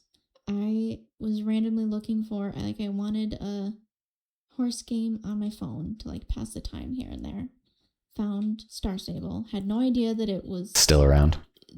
Well, I didn't have any idea that it was connected to Starshine Legacy. At all. And I also didn't know that it wasn't just a mobile game for a while. You were kind of kept away, I think you said, from the original Starshine or Star game.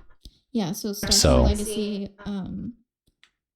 I got the CD-ROM game in the mail when I was like 12 or 13. I think it was part of like this club, this horse club. Pony Club. It's called Pony Club. Pony Club. Sorry. Now it's going to be in my head all day.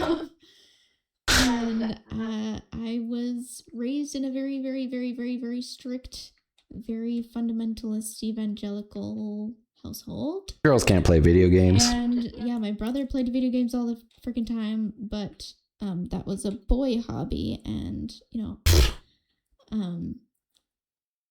anyway. Now it's a kid hobby. So I'm playing this horse game, and I'm obsessed with it. I'm obsessed with it. It's just like the perfect thing. It's cozy. It's horses. It's a story. The art style is, and there's like dark undertones, and it's kind of spooky, and I'm just like, this is literally the most perfect thing to ever exist ever. And I was obsessed with it.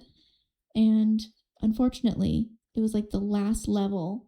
It was like the final like race or something. It kept glitching, and I couldn't finish it, and it was like the last thing to complete the game. No. And it kept glitching, and so I had to like start over and like keep going back into it and keep trying to see if it'll work.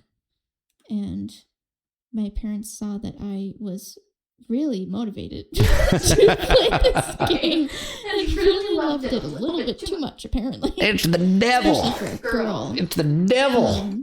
Addiction. If a girl really loves playing a video game so much, there must be something wrong. Something's wrong. So they were convinced that it was demonic. Isn't it great?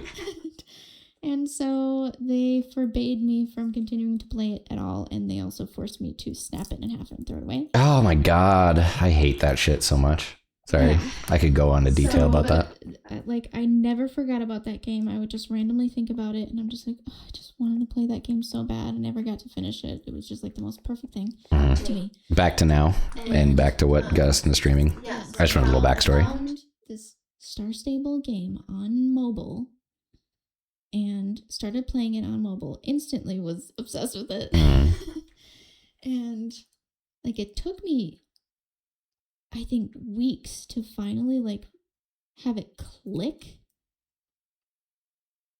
I don't know if it was weeks. It was a while. It was longer than it should have taken. But it wasn't the same art style. I think that was a big reason why I didn't like get it right away. But then like things started, like names and places started to sound kind of familiar because it's in the same universe, the same like main characters.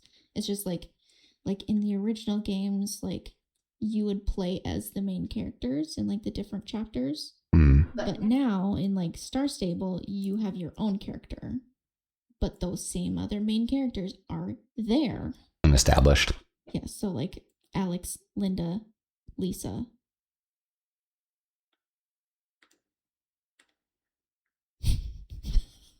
You. Wow. Shit. Anyway. So the big push. Sorry, I keep cycling back. Yeah, sorry. You're good. We got the backstory. Get into the order, but then no, it's hyperfixation and it's overshare, so it's all good. I just want to make sure we reeled it back because we're only one question away and you got to get on the road. I feel bad. Oh, it's all good. I don't have to be there at a certain time. Okay.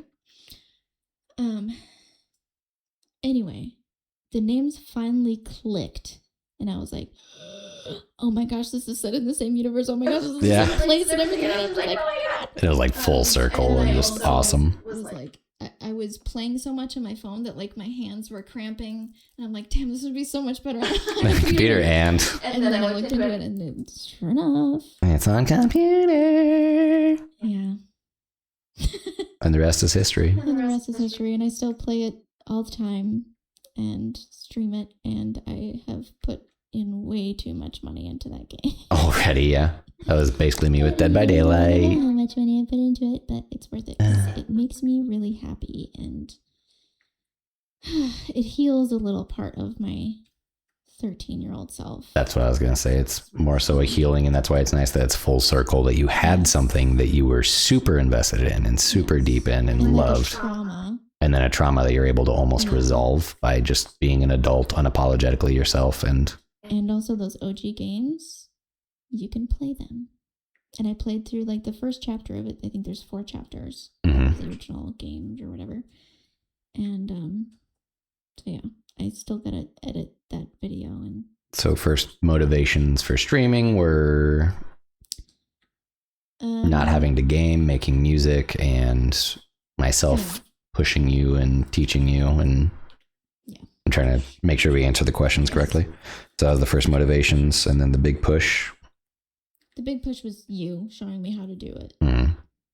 It's and then also finally having a game that I could play. I knew that I could do other stuff on stream, but I'm just like, I want to start with like having a game because that like just feels like easy to like sit down and have a thing to do. Easy fallback and like good consistency as well, because it's what people. Easy, fun, relaxing thing to do while I'm getting used to being on camera and being live. Yeah. And, you know, because I had been on camera before with like TikTok or Snapchat or whatever else, but like not in a live aspect. setting. Yeah. So I needed to get used to that, and that was a great way to start.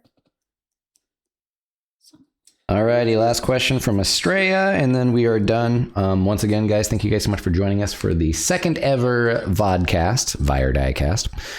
You guys will be able to listen to this again on YouTube. I'm trying to maybe make an audio version, so if you guys don't already, make sure to follow me on YouTube, !YT. Sorry, subscribe to me on YouTube, !YT. If you need the link, just pop over, get over there. A lot of playthroughs on there. I'm going to be doing super cuts of a lot of the older playthroughs, a lot of Dead by Daylight, some shooter stuff here and there, but it's primarily horror and gameplay and stuff like that. But this podcast will be there, probably video and audio version, maybe. I feel like it'd be fun. Smash it. Absolutely hate. That is probably actually my least favorite part about streaming, and that expectation that this person is gonna be like, smash the like button, ding the bell. Just like, hey, just follow me if you want to. Just pop in and hang out, because you don't want everybody. Like we kind of brushed into that a little bit too. You don't want everybody. You want people that are like good for you and decent people, which is just hilarious nowadays. Warren asked, will it be on Twitch? Yes. Yeah. I didn't know, like, when I saw you asking the question, we were setting up, and I was like, I didn't know if it was sarcasm, so I was like, yeah. I didn't want to sound like a dick either with answering it, so I was like, I'll just be live where I normally am live, and he'll pop in and hang out. But yeah, that one just made me laugh. That one was just a little aside. Love you, Warren. Hopefully you're having a good day. Hopefully Warren and Goff, yeah. Hopefully you and the kids and Shish are doing good. Love you guys. Hope you guys are doing good. Last question from Estrella. How do you navigate being private but sharing enough that people can get a connection from someone who's wary of being online for reasons? Yes. I have practiced hiding parts of myself from my family. I have practiced. That is my answer. I did that for the longest time. Nowadays, Cool. I stopped giving a fuck whenever I started like opening up to my family about who I am and who I was, and letting them know that I like left the church and don't give a fuck about religion. Still have not. Some of your family, but I feel like your mom and stepdad are pretty on board. Yeah, I understand. They know most. So we can't share this podcast with them then. No, you can. Okay. Oh, little secrets, little spice. I'm just kidding. It's really no biggie. They know everything. I don't go into much detail about like my practice. Yeah. Because that would freak them out. Mm-hmm. So like they know, but you know, I don't want to freak them out too much, so I don't really go into much detail. Yeah. If they ask, I'll tell them whatever. Yeah. But I just feel like your mom and stepdad are honestly awesome in comparison, but that's also in comparison to my journey. Unconditionally. So Same. I don't have fear there. Yeah. With that. But with pretty much everybody else, Mm-hmm. I do. I'm going to go into my reaction / answer to this really quickly, because again, this is going to be a lot to expound upon. How do you navigate being private but sharing enough that people can get a connection from people who's wary of being online?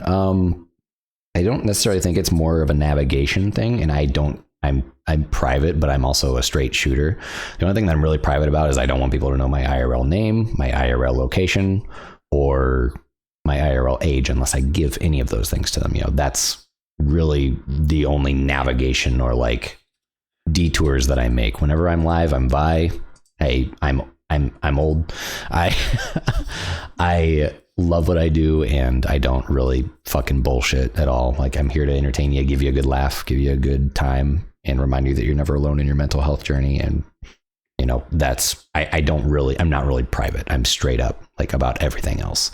I just like to keep my IRL location for safety reasons a secret. I like to keep my age because, again, like as I've gotten older, I like to keep my age to myself and us, obviously, and people that we meet are no IRL, but, or people that I tell, because at the end of the day, I don't want people to be like, oh, they're just, you know, they're this, they're that by an age. No one should ever be judging you by your age, especially after everything myself and people my age have moved through. Being the age that I am only makes me feel younger every day because of what I'm coming out of, the trauma I'm processing, the grief and the loss that I'm always carrying with me, the hurt that's always healing and getting better and better, and the wounds that are constantly scabbing and healing. You know, they don't define me, and that's age to me. You know, like I'm so much more than who I've been. I'm growing, I'm building, I'm becoming more, and that's why age isn't a thing, because age to me, you know, we're doing so much more, and we're only as young as we let ourselves feel, and we are only as young as we feel in our hearts, to me personally. And people can try to shame and grief you for that, but that's such a weird hill to die on. Yeah. Like, why would you? In certain contexts, yeah. Age is yeah. relevant. Well, and important. yeah, that's a straight up given. It's just I don't see a relevance in, you know, that at all, because again, who fucking cares? Mhm. Like at the end of the day, Beyond like the obvious Yeah. scenarios where it's weird or creepy for older people to not be moved on or do something with it or whatever. I don't know. I kind of get that I'm like dancing. the stupid like oh, like you're old, so Why are you doing this? write you off, or like Yeah. you know The write-off is women expire at 30 yeah. and whatever. Like, bitch, I'm 31. Yeah. Never been hotter. Yeah. People like trying to devalue people by like little things is just such a fucking thorn in my side sometimes. I personally don't mind people knowing my age. Yeah. Honestly, like I'm so proud of it because like I'm not gonna make it heavy, but I didn't think I was gonna be here this long. Oh, same. I should be dead. So like, I should be dead. you know, I'm so like when I see like my smile lines, I love them. I love like when I smile and I get these around my eyes, that gives me so much joy because I'm like, I realize that I've been happy enough where it has finally left a permanent mark. Mm-hmm. And I love that because I haven't had a lot of happy in my life. Oh, same. And so I'm just very grateful that I've experienced enough joy that it has left its mark. Yeah. So yeah, I don't navigate being private very well other than those things. Like I said, I'm a straight shooter. I'll answer almost any question without a fucking thought and just immediately just knee-jerk response with that. So I understand being wary online. Those are the things that I'm wary about. Mm-hmm. Estrella. So you know, just obviously be as cautious as you can. You have anonymity on the internet, you know, and with Twitch also, it's so nice again in these specific cases because you have that anonymity and you are the one who sets the bar, you know, for what people have to jump over to even be in your chat room. And yes, it's just a chat room at the end of the day, but to those of us who are on the inside, it's so much more than that. So again, like being wary of being online, you know, you just do what you got to do and dance around it however you need to or want to. I prefer anonymity whenever you're online. So that way, again, people can't personally go after you or harass you or treat you like shit, or at least make it a lot more difficult. Mm-hmm. And I've already got some more safety measures in place that you know about that kind of make it really difficult for me to be pinned down, luckily, which is good. Mm-hmm. But, you know, just obviously always be careful online. I would say almost don't divulge more than you need to until you know you can trust who's on the other screen, which is very difficult for some people. Yeah, you don't want to do that shit. Yeah. Which, thank you, TikTok, for adding that local section. That's cancer. TikTok is on some scary shit, and I'm not okay with it after all this shit the past year or so since they switched owners. It's really fucked. But yeah, just, you know, always take care of that as much as you can. But Grim, how do you navigate being private but sharing enough that people can get a connection? Honestly, it's just being real and being upfront with yourself as a person, your emotions and needs, and empathetic, etc. But yeah, I mostly, well, again, I kind of joked about it earlier, but like, you know, I've kind of gotten used to like hiding certain parts of myself from certain people. Oh, same. With like family for like safety reasons. So I've kind of already been in that headspace of like being very mindful of what I say to whom, again, for safety reasons. And so I've kind of had that practice previously. And then just, you know, realizing that like, okay, I don't want people to know my real name. Not that people can do too much with that necessarily, but I also just, I want to be so separate from like my family and my past life. I'm not hiding anything. Yeah, just same. I've just experienced a lot of like trauma, and I want to be able to reinvent myself. And be at the Sunny Meadows. Just be so present and forward looking, and I have like a weird relationship with my name anyway. And so I feel like a weird disconnect with my real name anyway. And so I just have a lot of weird connotations with my name. And I also just don't want people to like find like my family, even though my last name is very common. Mm. But I just want that separation so I can feel like I can have a safe space to actually be my full self. Yeah. Because I've not been able to do that. And you should be able to have that. Everybody should be able to have that. But can't. Yeah. And then just, again, for like just online safety reasons, because there are some crazies out there. Oh, yeah. So just like being careful not to share too much specifics about like exactly where we live. Oh, yeah. I don't mind sharing like the state that we live in. I don't like to, but that's just, again, I want full anonymity, but that's me. So sorry. Like I don't mind people knowing the state I live in, but I do not want to talk about like town. Oh yeah. I would never talk about town. That's just straight up dumb in my personal opinion. Because I don't want people to show up. Yeah. And I will protect ourselves in this place. And I'll be right. I'll be frontline, but they're not getting through both of us. You don't want to freak us out like that. Yeah. Show up at our house. You'll find out. You'll find out real quick that we have zero tolerance for that. Yes. But anyway. Yeah. And yeah, that's pretty much it, I think. Sorry, I'm trying to read that from a distance, but I zoned out doing that. I was trying to read. I think I answered the question. Yeah. Kind of how you navigated around it. Yeah. It's it's always interesting with the internet, and Estrella has been through specific things that I could let her get into detail whenever she wants to and whenever she wants to chat about it all. But all right, well, that was the second ever Vi or Die cast or vodcast. We are probably going to maybe do this a little bit more here and there as you guys want to. This is kind of something that I've just been wanting you guys to let me know if you guys ever want to do, and then we could dabble in it. You guys chose the topic. You guys chose the day. Well, not the day necessarily. You guys chose to be absolutely awesome and be here. And again, thank you everybody for listening. Thank you for chilling with us. We love you guys so goddamn much. And hope you guys have an amazing May. We're not done yet. Like I said, I'm going to hang out. I'm going to make some music for a couple hours. Grim's on our way to Coven. Happy Beltane, everybody. I don't know what that means. It's a pretty cool belt. But yeah, I'm Vi or Die TV. I'm normally Monday through Thursday starting at around 3 p.m. Central Standard Time. I do horror.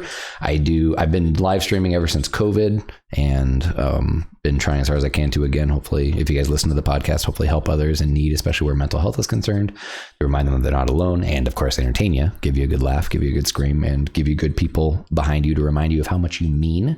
That is kind of my whole shtick. And Diesel_Grim is here, and she is Tuesday, Wednesday, Thursday. Yes. And you?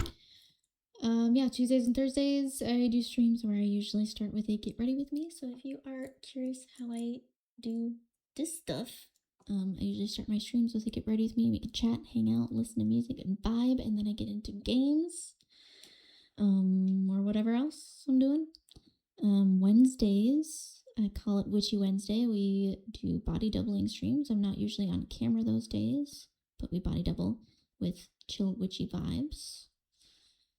And we get our shit done. Gotta get that shit done.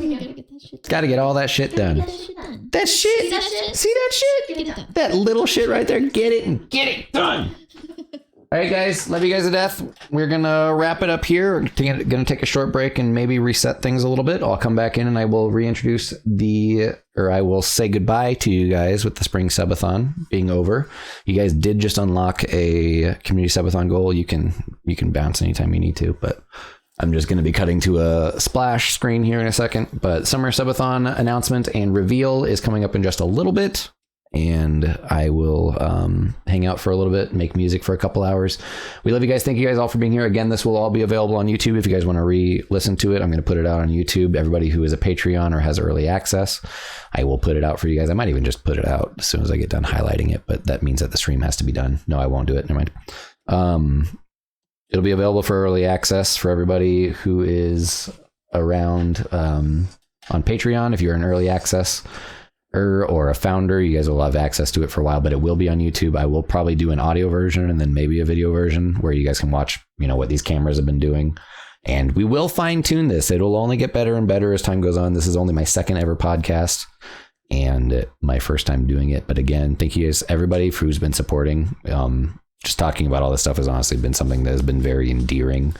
And I want to reiterate that you guys are all very near and dear to both of our hearts. I have been getting to know you guys for the past 6 years. Grim came in for almost 2 years, and it just means a lot to have you guys support more than words could ever say. Everything that we've kind of talked about today is all streamer life struggles, streamer things that we've encountered and things that we've experienced in our particular journey as neurodivergents trying to make their way in modern society and streaming life and content creation and networking, which I fall flat on my face on. But again, we are only as good as the amazing people that make up this community. So don't forget how much you mean. Don't forget that you're awesome, that we love you, and we are so thankful for each and every one of you. Don't forget that you guys mean so fucking much. Please make sure to take care of yourself.